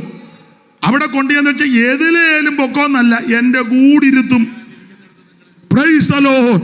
ഞാൻ ഇരിക്കുന്ന ഇടത്ത് എൻ പിതാവിൻ കൃപ ഇൻപമേഴും പല, എൻ പിതാവിൻ കൃപ ഇൻപമേഴും പല, സമൃദ്ധ ഭവനങ്ങൾ ഉണ്ടതിനാലിനി, സമൃദ്ധ ഭവനങ്ങൾ ഉണ്ടതിനാൽ ഇനി ചിത്തം കലങ്ങിടൊല്ല, പോയി വരും ഞാൻ നിന്റെ ചിത്തം കലങ്ങിടൊല്ല. പോയി വരും ഞാൻ, പോയി വരും ഞാൻ, പോയി വരും ഞാൻ, നിന്റെ ചിത്തം കലങ്ങിടൊല്ല. പോയി വരും ഞാൻ. ഇന്ന് രാത്രി ഈ സുവിശേഷത്തിന്റെ വിശേഷത, ഇത് പ്രത്യാശ തരുന്ന മാർഗമാ. എന്താ നമ്മുടെ പ്രത്യാശ? യേശു തിരിച്ചു വരും. എന്താ തെളിവ്? ഒന്ന്, കർത്താവ് നേരിട്ട് പറഞ്ഞു പോയച്ചു വരുമെന്ന്. 2 ദൂതന്മാര് വന്ന് പറഞ്ഞല്ലോ, ഗലീല പുരുഷന്മാരെ, നിങ്ങൾ ആകാശത്തിലേക്ക് നോക്കി നിൽക്കുന്നത് എന്ത്? നിങ്ങൾ വിട്ട് സ്വർഗാരോഹണം ചെയ്ത ഈ യേശുവിനെ സ്വർഗത്തിലേക്ക് പോകുന്നവരായി കണ്ടതുപോലെ അവിടുന്ന് തിരിച്ചു വരും. ഇതാ നമ്മുടെ പ്രത്യാശ. ഇന്ന് രാത്രി എന്നെ കേൾക്കുന്ന പ്രിയരെ, സുവിശേഷം പ്രത്യാശയുടെ മാർഗമാണ്. മാത്രമാണോ സുവിശേഷത്തിന്റെ പ്രത്യാശ എന്താ? ഒന്നുകൂടെ കയറ്റി പറയാ. നമ്മുടെ മാതാവോ പിതാവോ സഹോദരനോ സഹോദരിയോ കൂട്ടുവിശ്വാസിയൊക്കെ കർത്താവിൽ നിദ്ര പ്രാപിച്ചവർ ആയിരക്കണക്കിനുണ്ട്. അവനെ സഭയുടെ ആരംഭം മുതൽ ആയിരക്കണക്കിന് ലക്ഷക്കണക്കിന് വിശുദ്ധന്മാർ അവൻ മൺമറഞ്ഞിരിക്കുക. ഒരു ദിവസം നമ്മൾ അവരെ കാണും. അതാ നമ്മുടെ പ്രത്യാശ. ഒരു ദിവസം കാണുമെന്ന്. കാണുന്നത് എങ്ങനെ? പൂച്ചയായിട്ടും പട്ടിയായിട്ടും കോഴിയായിട്ടും കൊക്കായിട്ടും ഒന്നുമല്ല. പട്ടി ഓടിപ്പോകുമ്പോൾ അച്ചായനാണെന്നും കയറി പറയരുത്. അച്ചായനാന്നാ തോന്നുന്നു, അച്ചായനാണോ 4 കാല്. അടുക്കളയിലോട്ട് ഇറങ്ങിയപ്പോൾ കാക്കയായിരിക്കും. എടി വാടി, അമ്മയാന്നാ തോന്നുന്നത്. 5 കൊല്ലം മുമ്പ് മരിച്ച അമ്മ കാക്കയായിട്ട് വന്ന് ആ ചുണ്ട് കണ്ടിട്ട് അടുക്കളയിലോട്ട് തന്നെ അടി അമ്മ നോക്കാം. അത് നോക്കാൻ ചിലപ്പം മിക്കാൻ സാധ്യതയുണ്ട്. നമ്മളെ വിട്ട് മൺമറഞ്ഞ വിശുദ്ധന്മാരെ പട്ടിയായിട്ടും പൂച്ചയായിട്ടും കോഴിയായിട്ടും കൊക്കായിട്ടും ഒന്നുമല്ല കാണുന്നത്. പിന്നെയോ പുത്തൻ ശരീരത്തോടെ കാണും. അതാ നമ്മുടെ പ്രത്യാശ. എന്താ നമ്മുടെ പ്രത്യാശ? ഈ ദ്രവത്വമുള്ളത് അദ്രവത്വത്തെ പ്രാപിക്കും. ഈ മർത്യമായി അമർത്യത്തെ ധരിക്കും. ഇത് ബലഹീനമാ, ആമൻ ക്ഷീണമുള്ളതാ. എന്നാൽ കിട്ടാൻ പോകുന്ന ശരീരം ഒരു പുത്തൻ ശരീരമാ. ദൈവത്തിന് മഹത്വം, ദൈവത്തിന് മഹത്വം. സഹോദരന്മാരെ, മാംസരക്തങ്ങൾ ദൈവരാജ്യം അവകാശമാക്കുകയില്ല. ഈ ദ്രവത്വമുള്ളത് അദ്രവത്വത്തെയും മർത്യമായത് അമർത്യത്തെ ധരിക്കണം. ഈ ദ്രവത്വമുള്ളത് അദ്രവത്വത്തെയും മർത്യമായത് അമർത്യത്തെ ധരിക്കുമ്പോൾ മരണം നീങ്ങി ജയം വന്നിരിക്കുന്നു എന്നുള്ള വചനം നിവർത്തിയാകും. മരണമേ നിന്റെ ജയം എവിടെ? മരണമേ നിന്റെ വിഷമുള്ളവരുടെ മരണത്തിന്റെ വിഷമുള്ള പാപത്തിന്റെ ശക്തിയോ ന്യായ പ്രമാണം നമ്മുടെ കർത്താവാകുന്ന യേശു ക്രിസ്തു മുഖാന്തരം നമുക്ക് ജയം തരും. ദൈവത്തിന് സ്തോത്രം. ഇതാ നമ്മുടെ പ്രത്യാശ. ആമേൻ. നമ്മെ വിട്ട് മൺമറഞ്ഞ വിശുദ്ധന്മാരെ ഒരു ദിവസം കാണും. മാത്രമാണോ ജീവനോടിരിക്കുന്ന വിശുദ്ധന്മാർ കാഹളത്തിന്റെ ശബ്ദം കേൾക്കുമ്പോൾ രൂപാന്തരപ്പെടും എന്ന് പറഞ്ഞാൽ ഈ ശരീരം മാറി നമുക്കൊരു പുത്തൻ ശരീരം കിട്ടും. ഈ പ്രത്യാശ സുവിശേഷത്തിനേ ഉള്ളൂ. മാത്രമാണോ കോടി യുഗം നാം കർത്താവിന്റെ കൂടെ വാഴും. ദൈവത്തിന്റെ മഹത്വം. ഇതാ നമ്മുടെ പ്രത്യാശ. ഈ പ്രത്യാശയ്ക്ക് പൗലോസ് കൊടുത്തിരിക്കുന്ന പ്രയോഗമുണ്ട്, ഭാഗ്യകരമായ പ്രത്യാശ. ദൈവത്തിന്റെ മഹത്വം. തീത്തോസ് 2:11 വായിക്കുന്നത് നാം ഭാഗ്യകരമായ പ്രത്യാശയ്ക്കായിട്ട് മഹാദൈവവും നമ്മുടെ രക്ഷിതാവുമാകുന്ന യേശുക്രിസ്തുവിന്റെ തേജസ്സിന്റെ പ്രത്യക്ഷതയ്ക്കായി കാത്തും കൊണ്ട് ഭക്തികേടും പ്രപഞ്ചഭോഗങ്ങൾ വർജിച്ചിട്ട് ഈ ലോകത്തിൽ സുബോധത്തോടും നീതിയോടും ദൈവഭക്തിയോടും കൂടെ ജീവിച്ചു പോരേണ്ടതിന് അത് നമ്മെ ശിക്ഷിച്ചു വളർത്തുന്നു. പിന്നെ ഒരു കാര്യം, ആ പ്രത്യാശയുടെ അനുഭവം പ്രാപിച്ച് അങ്ങ് ചെല്ലണമെങ്കിൽ ഭക്തികേടും പ്രപഞ്ചമോഹവും വർജിക്കണം. ഈ ലോകത്തിന്റെ ആഡംബരത്തോടും ദാടിമോടിയോടൊക്കെ വർധനവ് പാലിക്കണം. അംഗം പോരുന്നവൻ സകലത്തിലും ശകലമല്ല. മലയാള ഭാഷ ഇപ്പം വശമില്ലാത്ത കൊണ്ട് സായ എന്നുള്ളിടത്ത് മിക്കതും ഷായ ആക്കി വെച്ചിരിക്കുക. അങ്ങനെ വെച്ചത് കൊണ്ട് ഇപ്പം അങ്ങനെ ആ പോക്ക്. ശകലത്തിലല്ല, സകലത്തിലും എല്ലാത്തിലും വേർപാട് പാലിക്കണം. ഇനി ഞാൻ പെന്തിക്കോസുകാരോട് 1-2 കാര്യം പറയുക കേട്ടോ. പെന്തിക്കോസുകാരോടാ, മറ്റുള്ളവർ ക്ഷമിക്കണേ, നിങ്ങളോടല്ല. പെന്തിക്കോസുകാരോട് നീ നന്നായിട്ട് വേർപാട് പാലിക്കണം. ഇനി ഇത് കട്ട് ചെയ്തിടുന്നവർ ശ്രദ്ധിച്ചോണം. പെന്തിക്കോസുകാരോടായി പറയുന്നേ, നന്നായിട്ട് വേർപാട് പാലിക്കണം. നമ്മൾ ഈ എല്ലാം വിട്ടു എന്നും പറഞ്ഞ് വന്ന് കുത്തിയിരിക്കുക. എല്ലാം ഒന്നും വിട്ടില്ല. എന്നാണ് ഞാൻ പറഞ്ഞത്, ഒത്തിരി കാര്യം വിടാനുണ്ട്. വിട്ടെന്ന് പറഞ്ഞാൽ ഈ പമ്മി ഇരിക്കുന്നേ. ഇപ്പോഴും ഉണ്ട്, ഒത്തിരി കാര്യം നമ്മൾ വിടേണ്ടതുണ്ട്. ഇപ്പോഴും ചില പെന്തിക്കോസുകാര് വീട് വെക്കുമ്പോൾ കള്ളിപ്പാല കെട്ടി തൂക്കിയിടും. കള്ളിപ്പാല അതിനാ കണ്ണൻ ദോഷം. ഒരു ദോഷവും നിനക്ക് വരികയില്ല. ആണ്ടിൻ്റെ ആരംഭം മുതൽ അവസാനം വരെ യഹോവയുടെ ദൃഷ്ടി. പിന്നെന്തിനാടാ കള്ളിപ്പാല? ദൈവത്തിൻ്റെ ദൃഷ്ടി. അന്നേരം അടുത്ത പുള്ളി പറഞ്ഞു എന്തേലും ഒന്ന് കുഴിച്ചിട്ടേക്കാൻ. അതിനാ വരത്തുപോക്കുണ്ടെന്ന്. അതിനാ ഒരു വീട്ടിൽ ഞാൻ ചെന്നപ്പോൾ അവനെ കല്ല് വെച്ചതിൻ്റെ കൂടെ വെള്ളിരുവായും കൂടെ എന്നാ അത് പുള്ളി പറഞ്ഞെന്ന്. പുസ്തകത്തിലെ വാക്യം എന്നാണെന്നറിയാവോ? ഒരനർത്ഥവും നിനക്ക് ഭവിക്കത്തില്ല, ഒരു ബാധയും നിന്റെ കൂടാരത്തിലെടുക്കത്തില്ല. ഇതൊക്കെ അങ്ങ് വിടണേ പെന്തിക്കോസുകാരോടാ. ഇപ്പോഴും ഉണ്ട് ചില ആൾക്കാർ കാക്ക ഇന്ന് ആരാണ്ട് വിരുന്നുകാരുണ്ടെന്നാ. ഇത് പ്രാർത്ഥിക്കത്തൊന്നുമില്ലെന്ന്. ഒത്തിരി വിടാനുണ്ട്, ഒത്തിരി ആചാരങ്ങളും മാമൂലും. ഇപ്പോഴും ഉണ്ടല്ലോ. പുതിയ വീട് വെക്കുമ്പോൾ എല്ലാവരും അല്ലെങ്കിൽ ചിലർ പാല് കാച്ചുന്നവർ ഉണ്ട്. ചരിത്രത്തിലോട്ടൊന്നും പോകുന്നില്ല, ഉണ്ട്. ചില പറയത്തില്ലേ ഒരു നല്ല കാര്യത്തിന് പോയി അന്നരി നശിച്ച പൂച്ച എടുത്ത് എങ്ങനെ ഉണ്ടാ. ചില പറയത്തില്ലേ ബാബുക്കുട്ടി 1-ാം തീയതി രാവിലെ വീട്ടിലോട്ടൊന്ന് വരണം. അതിനാ കഴിഞ്ഞ മാസം ബാബുക്കുട്ടിയെ കണ്ടേച്ച് പോയത് കൊണ്ട് വളരെ ബാബുക്കുട്ടീനെയാണോ കാണേണ്ടത്? ഞാൻ എൻ്റെ കണ്ണ് ബാബുക്കുട്ടീനെ മേലോട്ട് ഉയർത്തുന്നതാണോ? അയ്യോ, ഇപ്പോഴും ഇതൊക്കെ വിടുന്ന ആൾക്കാരുണ്ട്. 2 സഹോദരിമാർ തമ്മിൽ വർത്താനം പറയുമ്പോൾ കേട്ടിട്ടില്ലേ? എൻ്റെ സൂസമ്മയെ ഞാൻ പറഞ്ഞതെല്ലാം സത്യമാണ്. കണ്ടോ പല്ലി അലച്ചത് കണ്ടോ? സത്യമാ. എന്തിനാ നീ പറയുമ്പം വേറെ സാക്ഷി? സത്യം അങ്ങ് പറഞ്ഞാൽ മതിയല്ലോ. ഉണ്ട്, ഒത്തിരി ഉണ്ട്. ചെല്ലി പറയത്തില്ലേ അമ്മായിയമ്മയും മരുമകളുടെ മോളി നിന്നോട് പലപ്പോഴും പറഞ്ഞിട്ടുണ്ട് കടുക് തൂവരുതെന്ന്. എന്നാ കടുക് തൂവരുതെന്ന്? ദോഷമെന്നല്ല, അടിയുണ്ടാക്കുമെന്ന്. വഴക്കേ ഈ സഭയ്ക്കകത്തെല്ലാം കടുക് തൂവിയാന്നോ വഴക്ക്? യാക്കോബായി ഓർത്തഡോക്സും കൂടെ വഴക്ക് വഴി കൂടെ കിടന്ന അവിടെ കടുക് തൂവിയ. അല്ല പെന്തിക്കോസിലും ചിലയിടത്ത് വഴക്കും പുക്കാറുമുണ്ട്. കടുക് തൂവിയതാന്നോ? ഓ, എല്ലാം പോയി. ആവശ്യമില്ലാത്ത ആചാരങ്ങൾ, അനുഷ്ഠാനങ്ങൾ, പാരമ്പര്യം, മാമൂല്, അതാ ഭക്തികേടും പ്രപഞ്ചമോഹങ്ങളും വർജിക്കണം. പെന്തിക്കോസുകാരോടാ പറയുന്നത്. പെന്തിക്കോസുകാരോടാ കേട്ടോ, മറ്റുള്ളവരോടല്ല. മുമ്പേ വരെ പറഞ്ഞത് എല്ലാവർക്കും കൂടെ വേണ്ടിയാ. ഇനി കോസുകാരോടാ. നീ 28 കെട്ടിനൊന്നും പോകരുത്, മാമോദിജയ്ക്ക് പോകരുത്, ആണ്ടിയാത്തത്തിന് പോകരുത്, അടിയന്തരത്തിന് പോകരുത്, 40-നും ഓരാണ്ടിനും നെയ്യപ്പോ ഉണ്ണിയപ്പം ചൂടും കൂടാനും ചുടാനും അത് കൊണ്ടുവരാനും പോകരുതെന്ന്. മനുഷ്യൻ ജീവിച്ചിരിക്കുമ്പോൾ ചെയ്യേണ്ടത് ചെയ്തോണം. മരിച്ചു കഴിഞ്ഞ് മാന്യമായിട്ട് അടക്കിക്കോ. പക്ഷേ അതിന് ശേഷമുള്ള ഒരു ചടങ്ങും പാടില്ല. കാരണം പുസ്തകം പഠിപ്പിക്കുന്നത് ആത്മാവ് നൽകിയ ദൈവത്തിൻ്റെ അടുക്കലേക്ക് പോകും. പിന്നെ എന്ത് ചെയ്താലും ഏക്കത്തില്ല. അതുകൊണ്ട് ആവശ്യമില്ലാത്ത ചടങ്ങൊന്നും ദൈവമക്കൾക്ക് പാടില്ല.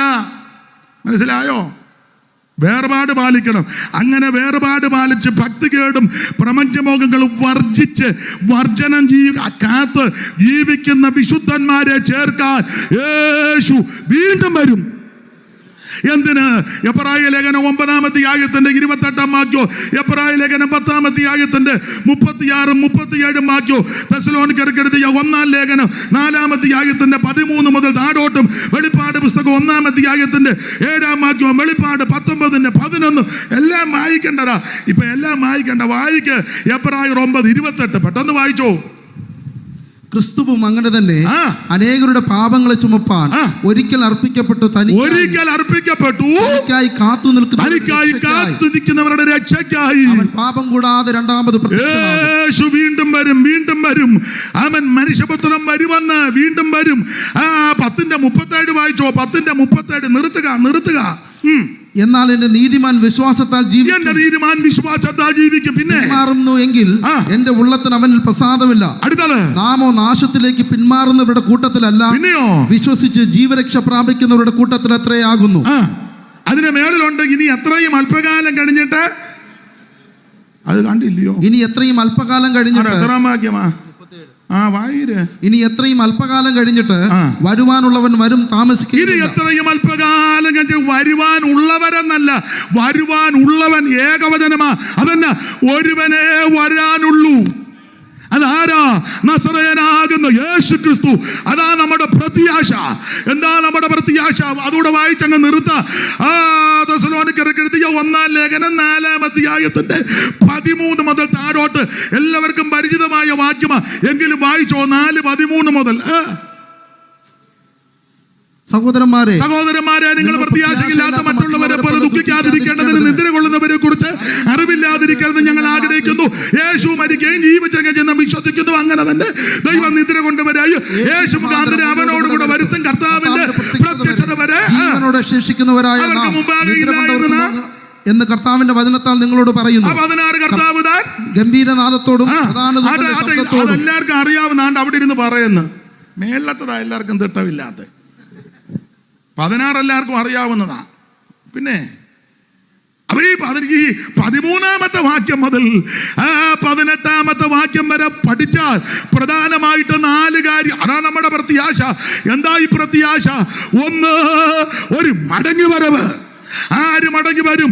യേശു മടങ്ങി വരും. ഇതാ നമ്മുടെ പ്രത്യാശ. സുവിശേഷം പ്രത്യാശ തരുന്നതാ. നമ്മുടെ നേതാവ് തിരിച്ചു വരും. നമ്മുടെ നേതാവ് മടങ്ങി വരും. അവൻ നമ്മെ വീണ്ടെടുത്തവൻ വീണ്ടും തിരിച്ചു വരും.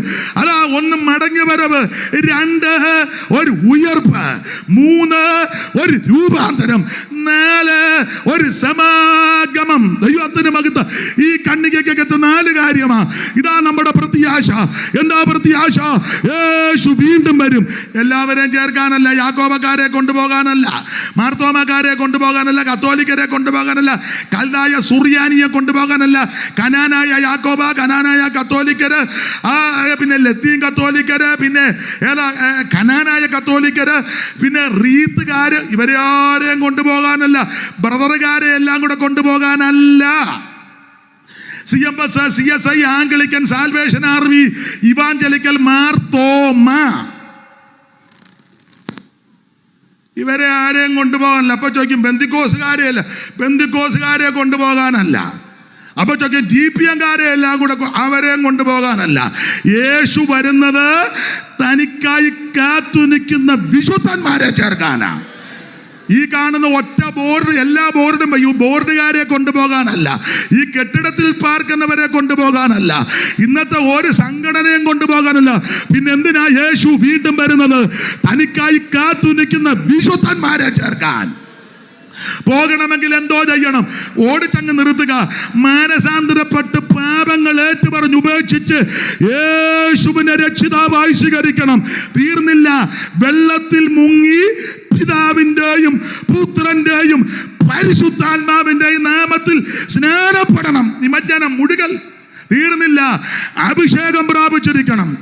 തമ്പാറിട്ട് അടിക്കുമ്പം ഞെട്ടുന്നതല്ല. അന്യഭാഷാ ഭാഷണത്തിൽ നീ ദൈവത്തെ മഹത്വപ്പെടുത്തണം. ഇതുവരെ അത് അനുഭവത്തിൽ വന്നിട്ടില്ലെങ്കിൽ ഇത് ബെന്തിക്കോസുകാർ കൊടുക്കുന്നതല്ല, ദൈവത്തിന്റെ ദാനമാ. ആഗ്രഹിക്കുന്ന ആത്മാക്കളെ ഇന്ന് രാത്രി ദൈവം തൃപ്തിപ്പെടുത്തും. ദൈവത്തിന്റെ നദിയിൽ വെള്ളം നിറഞ്ഞിരിക്കുന്നു. ഇന്ന് രാത്രി അനുഭവിക്കുന്നവർ ദൈവത്തിന് മഹത്വം കൊടുക്കുക. പുസ്തകം അങ്ങനെ പഠിപ്പിക്കുന്നത്. ഒരു നദിയുണ്ട്, അതിന്റെ തോടുകൾ ദൈവനഗരത്തെ, അത്യുന്നതന്റെ വിശുദ്ധ നിവാസത്തെ സന്തോഷിപ്പിക്കുന്നു. ദൈവം അതിന്റെ മധ്യേ കൊണ്ട് അത് കുലുങ്ങി പോകത്തില്ല. ഇന്ന് രാത്രി ആത്മസ്നാനം പ്രാപിക്കണം. തീർന്നില്ല. വേർപാട് പാലിക്കണം. അതാ മുമ്പേ ഓർപ്പിച്ചല്ലോ, എല്ലാം വിവരിക്കുന്നില്ല. വേർപാട്. നമ്മുടെ യോഗം തീരുകല്ലേ, അപ്പൊ ഇത് പറയാറൊക്കത്തില്ല. ഇതല്ലേ ഇതിന്റെ പ്രധാനപ്പെട്ട കാര്യം. ദൈവത്തിന് മഹത്വം. വേർപാട് പാലിക്കണം. തീർന്നില്ല. തിരുമേശ എടുക്കണം. തിരുമേശ ആഴ്ചയിൽ മാസത്തിലൊന്നൊന്നുമല്ല. ഈ വേദപുസ്തകം പഠിച്ചാൽ ആഴ്ചവട്ടത്തിൻ്റെ 1-ാം നാള് കൂടുന്നത് പ്രധാനമായിട്ട് 3 കാര്യത്തിനാണ്. ആഴ്ചവട്ടത്തിൻ്റെ 1-ാം നാൾ കൂടേണ്ടത് പ്രധാനമായിട്ട് 3 കാര്യം. 1, ദൈവത്തെ ആരാധിക്കാൻ. അതാ വെളിപ്പാട് പുസ്തകം 1:9 കർത്ത ദിവസത്തിൽ ഞാൻ വിവശനായി. ശരിയായി പഠിച്ചാൽ ആത്മാവിലായെന്ന. അപ്പൊ അത് ആഴ്ചവട്ടത്തിൻ്റെ 1-ാം നാളാ. അപ്പൊ എന്തിനാ? ആത്മാവിലാകാൻ. ഇത് ഞായറാഴ്ച വന്നൊരു കസേര കയറി ഇരിക്കുക, ഈ കുളക്കരയെ മുണ്ടി ഇരിക്കും പോലെ. എന്തിനാ ഇങ്ങനെ വരുന്നേ?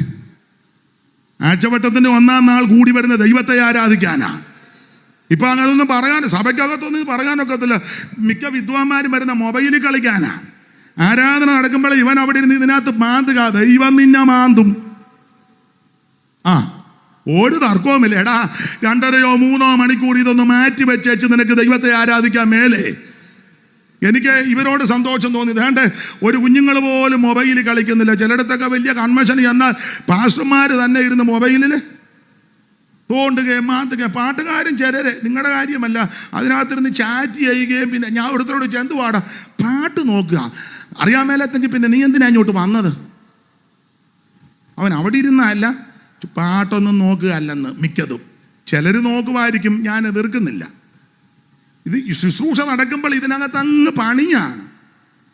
2 മണിക്കൂറോ 3 മണിക്കൂറോ ഇത് മാറ്റി. ഞാനൊരു പ്രാഗൽഭ്യത്തോടെ ഒരു കാര്യം പറയാം. എൻ്റെ ആ മൊബൈൽ ഞാൻ തരാം, തിരിച്ചു തരാം, പേടിക്കുമൊന്നും വേണ്ട. പുള്ളി ഓർത്തിന് ഇളക്കം കയറി അതുകൊണ്ട് പോകാനാണ്. തിരിച്ചു തരും. സഭായത്തിന് കയറിയാൽ ഇത് തൊടുകയല്ല. ആശീർവാദം കഴിഞ്ഞ് ചില ഒരു സമയത്താണ് നോക്കുന്നത്. ഇന്ത്യൻ പ്രസിഡന്റ് വിളിച്ചാൽ എടുക്കുകയല്ല. നല്ല പ്രാഗൽഭ്യത്തോടാ പറയുന്നത്. അമേരിക്കൻ പ്രസിഡന്റ്, അതാണല്ലോ വലിയ പുള്ളി എന്ന് പറയുന്നത്, എന്നെ വിളിക്കാനെ പറയും, സഭായം കഴിഞ്ഞേച്ച് വിളിക്കാൻ പറയും. ക്ലിൻ്റൺ ആണെങ്കിലും കൊള്ളാം, ട്രംപ് ആണെങ്കിലും കൊള്ളാം, ആരാണെങ്കിലും കൊള്ളാം, സഭായോഗം കഴിഞ്ഞേച്ച്. അതിനാ സഭായോഗത്തിന് അപ്രാധാന്യം.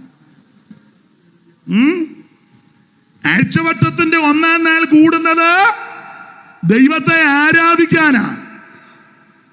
2, അതുകൊണ്ട് ആരായാലും സഭായോഗത്തിന് മൊബൈലിൽ കളിക്കോ മൊബൈലിൽ പണിയോ ചെയ്താൽ ഇന്ന് രാത്രി നീ മാനസാന്തരപ്പെട്ടോണം. ഇപ്പൊ സഭകളിലെല്ലാം എഴുതി വെക്കുക സ്വിച്ച് ഓഫ്. എന്തിനാടാ? ഇതൊന്നും എഴുതി വെക്കേണ്ട കാര്യമൊന്നുമല്ല. എഴുതി വെക്കണോ? എന്നതിനാ? പോലീസ് സ്റ്റേഷനിൽ ഐജിയുടെ മുമ്പിൽ ചെന്ന് നിൽക്കുക, അവിടെ എഴുതി വെക്കുക തെറി പറയരുത്. പറയുമോ? ഐജിയുടെ ഓഫീസിൽ എവിടെയാലും എഴുതി വെച്ചിട്ടുണ്ടോ തെറി പറയരുത്? എഴുതി വെച്ചിട്ടുണ്ടോ? ഇല്ല. അതെന്നാ? അവിടെ ചെല്ലുന്നവൻ അറിയാം ഇതാരാ, ഐജിയാ. നീ നിന്റെ നാട്ടിൽ മുണ്ടുമൊക്കെ പൊക്കി കുത്തി ഡാഷ് ഡാഷ് എന്ന് പറഞ്ഞു, നീ അവിടെ ചെന്നെന്ന് പറഞ്ഞേ. ഒന്നും അറിയാമല്ലയോ? ഇത് സഭാകളിലൊന്നും എഴുതി വെക്കണ്ടെന്ന്, സ്വിച്ച് ഓഫ് ചെയ്യാൻ. എടാ, സഭാഗോളിന്റെ ഗേറ്റ് കയറുമ്പോഴേ അറിയാം ഇത് കളിക്കാനല്ല ഇതിനകത്ത് വരുന്നത്.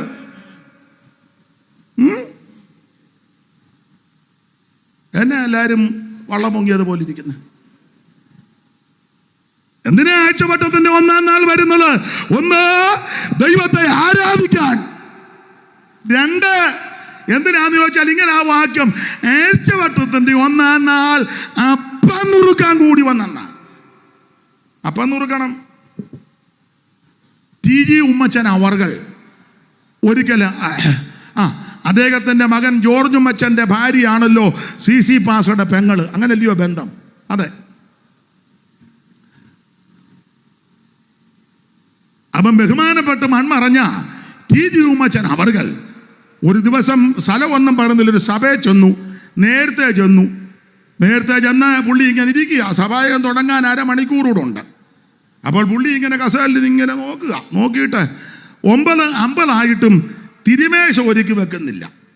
അപ്പോൾ ശുശ്രൂഷകനെ വിളിച്ചു, പേര് ചോദിച്ചു പറഞ്ഞു, ഇന്ന് തിരുമേശ ഇല്ലയോ? ഉടനെ പറഞ്ഞു, അപ്പച്ചാ എല്ലാ ആഴ്ചയിലും ഇല്ല അപ്പച്ചാ. ഉടനെ TG ഉമ്മച്ചൻ അവർകൾ ബാഗ് എടുത്ത് വെച്ച് പറഞ്ഞു, ഞാൻ ആരാധനയുള്ളിടത്തോട്ട് പോവുക. ഇവിടെ ആരാധനയൊന്നും അല്ലല്ലോ നടക്കുന്നേ. ഇവിടെ നിങ്ങൾ ഞായറാഴ്ച എല്ലാവരും ഇരുന്ന് കൂടുന്നല്ലേ ഉള്ളൂ. ഞാൻ ആരാധനയുള്ളിടത്തോട്ട് പോവുകയെന്ന് മനസ്സിലായി കാണും. കുറഞ്ഞ പക്ഷം ആഴ്ചവട്ടത്തിൻ്റെ 1-ാം നാളെങ്കിലും അപ്പം നുറുക്കണം. അതെന്നാ? അവിടുത്തെ മരണത്തെയും അവിടുത്തെ പങ്കപ്പാടിനെയും വ്യതയെയും നമുക്ക് വേണ്ടി സഹിച്ച പീഡകളെയും ഒക്കെ ഓർപ്പിക്കുന്ന മകനീയ ശുശ്രൂഷയാ തിരുമേശ. അത് ചെയ്തേ നോക്കൂ. ഇത് മിക്കയിടത്തും ഞായറാഴ്ച ഉമ്മ കിടന്ന് ആട്ടം തന്നെ ആട്ടം, പാട്ട് തന്നെ പാട്ട്, പാടി ഉപ്പ കിടന്ന് പ്രൈസ് ആൻഡ് വർഷിപ്പ് എല്ലാം തുള്ളി കലിച്ച് കുറേ എണ്ണം പോയി, കുറേ എണ്ണം നിന്ന്. ഞാൻ ആ ഭാഗത്തേക്ക് പോകുന്നില്ല. ആഴ്ചവട്ടത്തിൻ്റെ 1-ാം നാൾ 1 ആത്മാവിലാകണം, 2 തിരുമേശ നടത്തണം, 3 ആഴ്ചവട്ടത്തിൽ എന്തിനാ കൂടി വരുന്നത്? അത് വായിച്ചോ. അതെല്ലാവർക്കും ഇഷ്ടമുള്ള കാര്യമല്ല, എന്നാലും അങ്ങ് ജിജോ വായിരേ. എല്ലാവർക്കും ഇഷ്ടമല്ല, വായിരേ. കൊരിന്ത്യാലേഖനം 16:1, കൊരിന്ത്യർക്ക് എഴുതിയ 1-ാം ലേഖനം 16:1 വായിച്ചോ. 2-ാം ലേഖനം 13 അധ്യായം ഉള്ളൂ. അതുകൊണ്ട് 1-16 വായിരേ. ഇല്ലേ? ജിജോയ്ക്ക് ഇഷ്ടമല്ലെന്ന് തോന്നുന്നു. വിശുദ്ധന്മാർക്ക് വേണ്ടിയുള്ള ധർമ്മശേഖരത്തിന്റെ കാര്യത്തിലോ? അതാ വായിക്കാതിരുന്നെന്ന് എനിക്ക് തോന്നുന്നു. വായിച്ചോ. വായിക്കേ. വിശുദ്ധന്മാർക്ക് വേണ്ടിയുള്ള ധർമ്മശേഖരത്തിന്റെ കാര്യത്തിലോ ഞാൻ ഗലാത്യ സഭകളോട് ആജ്ഞാപിച്ചതുപോലെ നിങ്ങളും ചെയ്യുവിൻ. ഞാൻ വന്ന ശേഷം മാത്രം ശേഖരം ഉണ്ടാകാതിരിക്കേണ്ടതിന് ആഴ്ചവട്ടത്തിൽ 1-ാം നാൾ തോറും.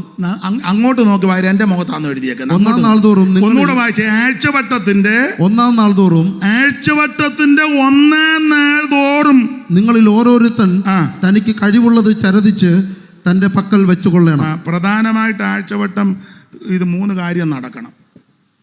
ആത്മാവിലാകണം, സ്തോത്രം, അപ്പം നുറുക്കണം, ചരദിച്ച് വെച്ചത് കൊണ്ടുവരണം. അതൊരു യാഗമാണ്, ഇത് വേർപാടിൻ്റെ ആരാധനയാണ്.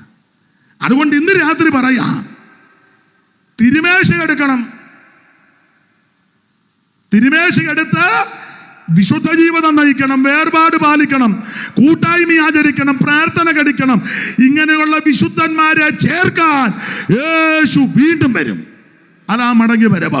1 മടങ്ങി വരവ്, മുമ്പേ ഓർപ്പിച്ചാൽ 2 ഉയർപ്പ്, മൺമറഞ്ഞ വിശുദ്ധന്മാർ പുത്തൻ ശരീരത്തോടെ ഉയർത്തു വരും. 3 രൂപാന്തരം, കാത്തിരിക്കുന്ന വിശുദ്ധന്മാർക്ക് രൂപാന്തരം. 2 കൂട്ടരും കൂടെ ഒന്നിച്ച് കർത്താവിനെ എതിരേൽപ്പാൻ മേഘങ്ങളിൽ എടുക്കപ്പെടും. കോടി വിശുദ്ധന്മാർ ഒന്നിച്ച് കർത്താവിനെ എതിരേൽക്കുമെന്ന് സങ്കീർത്തനക്കാരൻ പാടുക. ഉഷസ്സിന്റെ ഉദരത്തിൽ നിന്ന് യുവാക്കളായ മഞ്ഞ് പുറപ്പെട്ടു വരുന്നത് പോലെ കോടി വിശുദ്ധന്മാർ ഒന്നിച്ച് കർത്താവിന്റെ സന്നിധിയിൽ ആ കർത്താവിനോട് കൂടെ ഒന്നിച്ച് വാഴും. അത് യുഗായുഗം വാഴുമെന്ന് ഇതാ നമ്മുടെ പ്രത്യാശ. ഇന്ന് രാത്രി ഈ പ്രത്യാശയുള്ള ദൈവമക്കൾ ദൈവത്തിന് മഹത്വം കൊടുക്കുക. യേശു വീണ്ടും വരും, യേശു വീണ്ടും വരും. തനിക്കായി കാത്തു നിൽക്കുന്ന വിശുദ്ധന്മാരെ ചേർക്കാൻ അവിടുന്ന് വീണ്ടും വരും. ഇന്ന് രാത്രി ഈ പ്രത്യാശയോടെ വേണം തിരിച്ചു പോകാൻ. ഞാൻ എടുത്ത വാക്യത്തിൽ നിന്ന് പറയാൻ ഉദ്ദേശിച്ചത് 4 കാര്യമാണ്. അത് പറയാൻ ഇന്ന് സമയമില്ല. ഇത് മതി. ഇതല്ലയോ ഏറ്റവും ശ്രേഷ്ഠം? സുവിശേഷം. എന്താണ് സുവിശേഷം? അത് യേശു ക്രിസ്തു. എന്തിനാ സുവിശേഷം? സകല മനുഷ്യനും രക്ഷപ്പെടാൻ. ആരാ ഇത് കേൾക്കേണ്ടത്? സകല ജാതികളും ഇത് കേൾക്കണം. ദൈവത്തിന് മഹത്വം. ഇത് എങ്ങനെ പറയണം? ശക്തിയോടും പരിശുദ്ധാത്മാവോടും ബഹുനിശ്ചയത്തോടും. അങ്ങനെ പറയുമ്പോൾ എങ്ങനെ കേൾക്കണം? ബഹുകഷ്ടം സഹിക്കേണ്ടി വന്നിട്ടും പരിശുദ്ധാത്മാവിൻ്റെ സന്തോഷത്തോട് ഇത് കൈക്കൊള്ളണം. എന്താ സുവിശേഷത്തിൻ്റെ വിശേഷത? അതാ 7 കാര്യം പറഞ്ഞത്. 7 അല്ല, 70 അല്ല, 7 കാര്യമേ പറഞ്ഞോളൂ. ഇത് നമ്മളെ രക്ഷിക്കുന്ന മാർഗമാ. 2 ഇത് സമാധാനം തരുന്ന മാർഗമാ. 3 ഇത് യോഗ്യമായിട്ട് നടക്കാൻ പഠിപ്പിച്ച മാർഗമാ. 4 ഇത് മാനുഷികമല്ല. 5 ഇത് നിന്നെ ഉയർത്തുന്ന മാർഗമാ. 6 ഇത് മഹത്വമുള്ളതാ സുവിശേഷം. 7 സുവിശേഷം പ്രത്യാശ തരുന്നതാ. ഇന്ന് രാത്രി എന്നെ കേൾക്കുന്ന പ്രിയരെ, ഈ പ്രത്യാശയോടെ തിരിച്ചു പോകണം. യേശു ക്രിസ്തു ഏകദൈവം, യേശു ക്രിസ്തു സത്യദൈവം, യേശു ക്രിസ്തു നിത്യദൈവം, യേശു ക്രിസ്തു ജീവനുള്ള ദൈവം, യേശു ക്രിസ്തു മാത്രം ദൈവം. മറ്റൊരുത്തലും രക്ഷയില്ല. ഇന്ന് രാത്രി ഈ രക്ഷ കരസ്ഥമാക്കി പോകണം. ഒരു കാര്യം ദൈവമക്കളോട് പറയാ, ഈ സുവിശേഷത്തിന്റെ ശക്തി എന്താണെന്നറിയാമോ? അന്ധകാരത്തിന്റെ കോട്ടകളെ വെട്ടിമാറ്റുന്ന സുവിശേഷത്തിന്റെ ശക്തി. ആഭിചാരങ്ങളും മന്ത്രവാദവും ശുദ്രവുമൊക്കെയുള്ള സ്ഥലങ്ങളിൽ അഭിഷേകം പ്രാപിച്ച ദൈവമക്കളെ ഒന്ന് ഇറക്കി വിട്ട് സകല കെട്ടും പൊട്ടും അത് മന്ത്രവാദിയുടെ പുറകെ പോകണ്ട, ആഭിചാരകന്റെ പുറകെ പോകണ്ട. സാത്താന്യ ബന്ധനങ്ങളും പോരികളുമുള്ള സ്ഥലത്ത് അഭിഷേകം പ്രാപിച്ച ദൈവമക്കൾ ചെന്നാൽ സകല കെട്ടും പൊട്ടും. പിശാചിന്റെ ബാധ വിട്ടുമാറും. രോഗപീഠകളെ ഉരുക്കി മാറ്റുന്നതാണ് സുവിശേഷം. ആ സുവിശേഷം യേശു ക്രിസ്തുവാ. കുരുടർക്ക് കാഴ്ച കൊടുക്കുന്ന മാർഗം, ചെകിടർക്ക് കേൾവി കൊടുക്കുന്ന മാർഗം, മുടന്തരെ നടത്തുന്ന മാർഗം, ഊമരെ സംസാരിപ്പിക്കുന്ന മാർഗം, മരിച്ചവരെ ഉയർപ്പിക്കുന്ന മാർഗം. സാത്താന്റെ കെട്ടുകളെ അഴിപ്പാൻ പ്രത്യക്ഷനായ ദൈവപുത്രന്റെ ശക്തി ഇന്ന് രാത്രി ഇവിടെ വെളിപ്പെടട്ടെ. അല്പസമയം ദൈവത്തെ മഹത്വപ്പെടുത്ത്, അല്പസമയം ദൈവത്തെ സ്തുതിക്ക്. ഇന്ന് രാത്രി ആ വിചാരത്തിന്റെ ശക്തികള് നിന്റെ കുടുംബത്തിനെതിരെ, തലമുറയ്ക്കെതിരെ, നന്മയ്ക്കെതിരെ, ആയുസ്സിനെതിരെ, ആരോഗ്യത്തിനെതിരെ വെല്ലുവിളിക്കുന്ന ദുഷ്ട ശക്തികള് ഇന്ന് രാത്രി ദൈവം അടിക്കുന്ന രാത്രിയാ. അല്പസമയം ദൈവത്തെ മഹത്വപ്പെടുത്ത്, ദൈവത്തെ മഹത്വപ്പെടുത്ത്. ആരും മൗനമായിരിക്കരുത്. നമ്മുടെ മഹായോഗം ഇന്ന് രാത്രി തീരുകയാ. നിന്റെ കുടുംബത്തിന്റെ ബന്ധനങ്ങളെ, തലമുറയെ കാർന്നു നിന്ന് അന്ധകാര ശക്തികൾ ഇന്ന് രാത്രി ദൈവാത്മാവ് അടിക്കുന്ന രാത്രിയാ.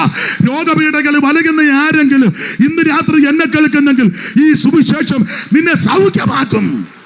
അവിടുത്തെ അടിപ്പണരാൽ നിനക്ക് സൗഖ്യമാ. ഇന്ന് രാത്രി ക്യാൻസറിന്റെ അണുക്കൾ ഉരുകി മാറട്ടെ. ബ്രെയിൻ ട്യൂമർ ഇന്ന് രാത്രി മാറട്ടെ. സ്ട്രോക്ക് വന്ന് അസ്വസ്ഥതപ്പെട്ട ശരീരഭാഗം ഇന്ന് രാത്രി വിടുതൽ പ്രാപിക്കട്ടെ. ഷുഗർ നോർമലായി വരട്ടെ. നിന്റെ അസ്ഥിക്കകത്ത്, രക്തത്തിനകത്ത്, ധമനിക്കകത്ത്, സിരക്കകത്ത് മറഞ്ഞിരിക്കുന്ന രോഗപീഠകൾ ഇന്ന് രാത്രി ഈ സുവിശേഷത്തിന്റെ ശക്തിയാ ദൈവം അടിക്കുന്ന രാത്രിയാ. ആരും മൗനമായിരിക്കരുത്, ആരും മൗനമായിരിക്കരുത്. ഇന്ന് രാത്രി വിടുതലിന്റെ രാത്രിയാ. ഈ രാത്രി വിജയത്തിന്റെ രാത്രിയാ. ഇവിടെ ഇരുന്ന് ആരാധിക്കുമ്പോൾ നിന്റെ കുടുംബത്തിനകത്ത് ദൈവം ഇന്ന് രാത്രി അത്ഭുതം ചെയ്യും.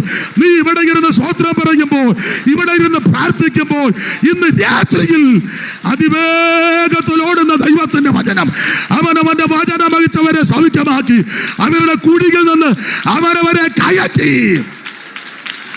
ഓ ഇന്ന് രാത്രി ദൈവത്തെ മഹത്വപ്പെടുത്ത്, ദൈവത്തെ മഹത്വപ്പെടുത്ത്. അന്ധകാരത്തിന്റെ കോട്ടകൾ ഇന്ന് രാത്രി അടിക്കട്ടെ. ദുഷ്ട വ്യാപാരങ്ങൾ ഇന്ന് രാത്രി അടിക്കട്ടെ. നിനക്കെതിരെ, കുടുംബത്തിനെതിരെ, നന്മയ്ക്കെതിരെ, തലമുറയ്ക്കെതിരെ വെല്ലുവിളിക്കുന്ന സകല ശക്തികൾ ഇന്ന് രാത്രി അടിയട്ടെന്ന്.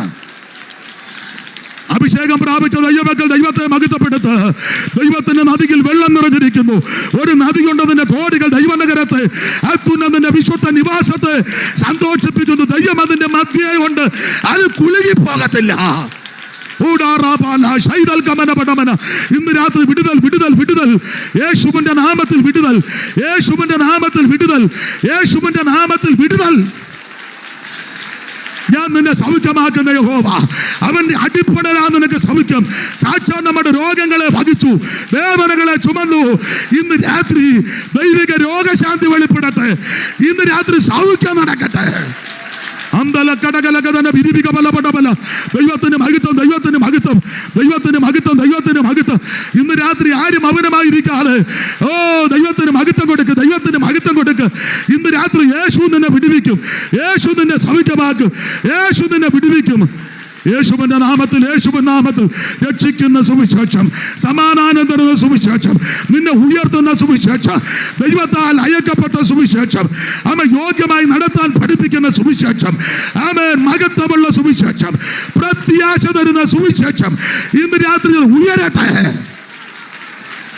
ഓ ദൈവത്തിന് മഹത്വം, ദൈവത്തിന് മഹത്വം, ദൈവത്തിന് മഹത്വം, ദൈവത്തിന് മഹത്വം, ദൈവത്തിന് മഹത്വം, ദൈവത്തിന് മഹത്വം, ദൈവത്തിന് മഹത്വം, ദൈവത്തിന് മഹത്വം, ദൈവത്തിന് മഹത്വം.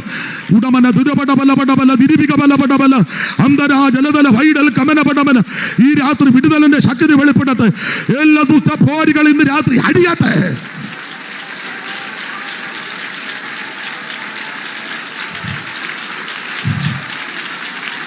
വിടുതലോടെ തിരിച്ചു പോകണ സൗഖ്യത്തോടെ രട്ടടിച്ച് സന്തോഷം ഉടിപ്പിക്കും.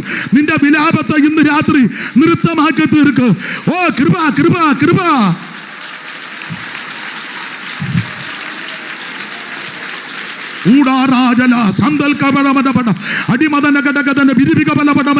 ദൈവത്തിന് മഹത്വം, ദൈവത്തിന് മഹത്വം, ദൈവത്തിന് മഹത്വം, ദൈവത്തിന് മഹത്വം, ദൈവത്തിന് മഹത്വം, ദൈവത്തിന് മഹത്വം, ദൈവത്തിന് മഹത്വം, ദൈവത്തിന് മഹത്വം, ദൈവത്തിന് മഹത്വം.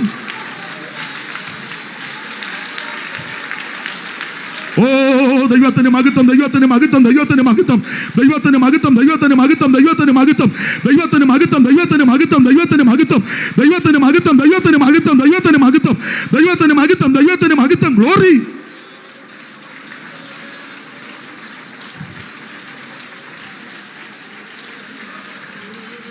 കരമുയർത്തി ഹല്ലേലൂയ പാടാ. ഒരിക്കൽ കൂടി ഹല്ലേലൂയ പാടാ. ഇതുവരെയും എന്നെ കേട്ടിരുന്ന എല്ലാവർക്കും നന്ദി. 9:15 വരെ എനിക്ക് സമയം അനുവദിച്ചു. 9:15 കൃത്യമായി ഈ വാചയിൽ നിർത്തി. എല്ലാവർക്കും നന്ദി. 1 മിനിറ്റ് ഒന്ന് എഴുന്നേറ്റ് നിൽക്കാൻ പറ്റുമോ? പോകരുത്. എല്ലാവരും 1 മിനിറ്റ് ഒന്ന് എഴുന്നേറ്റ് നിൽക്കണം. തീരെ അവശതയുള്ളവരിരുന്നു, അല്ലാത്തവരാ കരങ്ങൾ രണ്ടും ഒന്ന് വീശി ദൈവത്തെ ഒന്ന് മഹത്വപ്പെടുത്താം.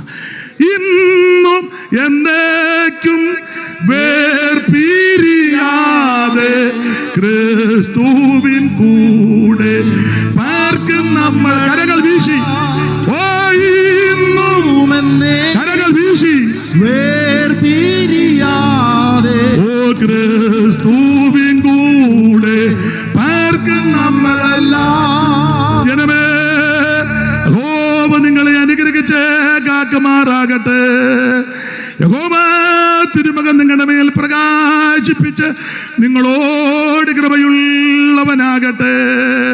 യഹോവ തിരുമകൻ നിങ്ങളുടെ മേൽ ഉയർത്തി നിങ്ങൾക്ക് സമാധാനം നൽകുമാറാകട്ടെ. കരമുയർത്തി ഹല്ലേലൂയ പാടാം. ഒരിക്കൽ കൂടി ഹല്ലേലൂയ പാടാം. ഒരിക്കൽ കൂടി ഹല്ലേലൂയ പാടാം. എല്ലാവർക്കും ഇരിക്കാം. ഇന്നലെ ഓർപ്പിച്ചതുപോലെ നിങ്ങളുടെ എല്ലാം വിലപ്പെട്ട പ്രാർത്ഥന വീണ്ടും ചോദിക്കുന്നു. ക്ഷണിച്ചവർക്ക് നന്ദി. പ്രത്യാശയോടെ നമുക്ക് കടന്നു പോകാം. കർത്താവ് അനുവദിച്ചാൽ വീണ്ടും കാണാം. ദൈവം നിങ്ങളെ എല്ലാവരെയും അനുഗ്രഹിക്കട്ടെ. ഇവിടെ അടുത്ത് ഒരു സഭയുണ്ട്. ഇവിടെ ഒരു കൂട്ടായ്മയുണ്ട്. അവിടുത്തെ ആളാണ് ഈ ശിബു പാസ്റ്റർ. പകൽ അവിടെ യോഗമുണ്ടായിരുന്നു. എങ്ങും പോകാത്തവരും ഇനി പോകാൻ താല്പര്യമുള്ളവരും പ്രാർത്ഥനയ്ക്ക് അങ്ങനെയുള്ളവരുണ്ടെങ്കിൽ ഇദ്ദേഹവുമായിട്ട് സ്നേഹിച്ച് യോജിച്ച് കൂട്ടായ്മയിൽ സംബന്ധിക്കുക. ദൈവം നിങ്ങളെല്ലാവരെയും അനുഗ്രഹിക്കുമാറാകട്ടെ. ഒരിക്കൽ കൂടി ദൈവത്തെ മഹത്വപ്പെടുത്താം. ദൈവം സഹായിക്കട്ടെ. എല്ലാവർക്കും നന്ദി. പ്രാർത്ഥിച്ചു.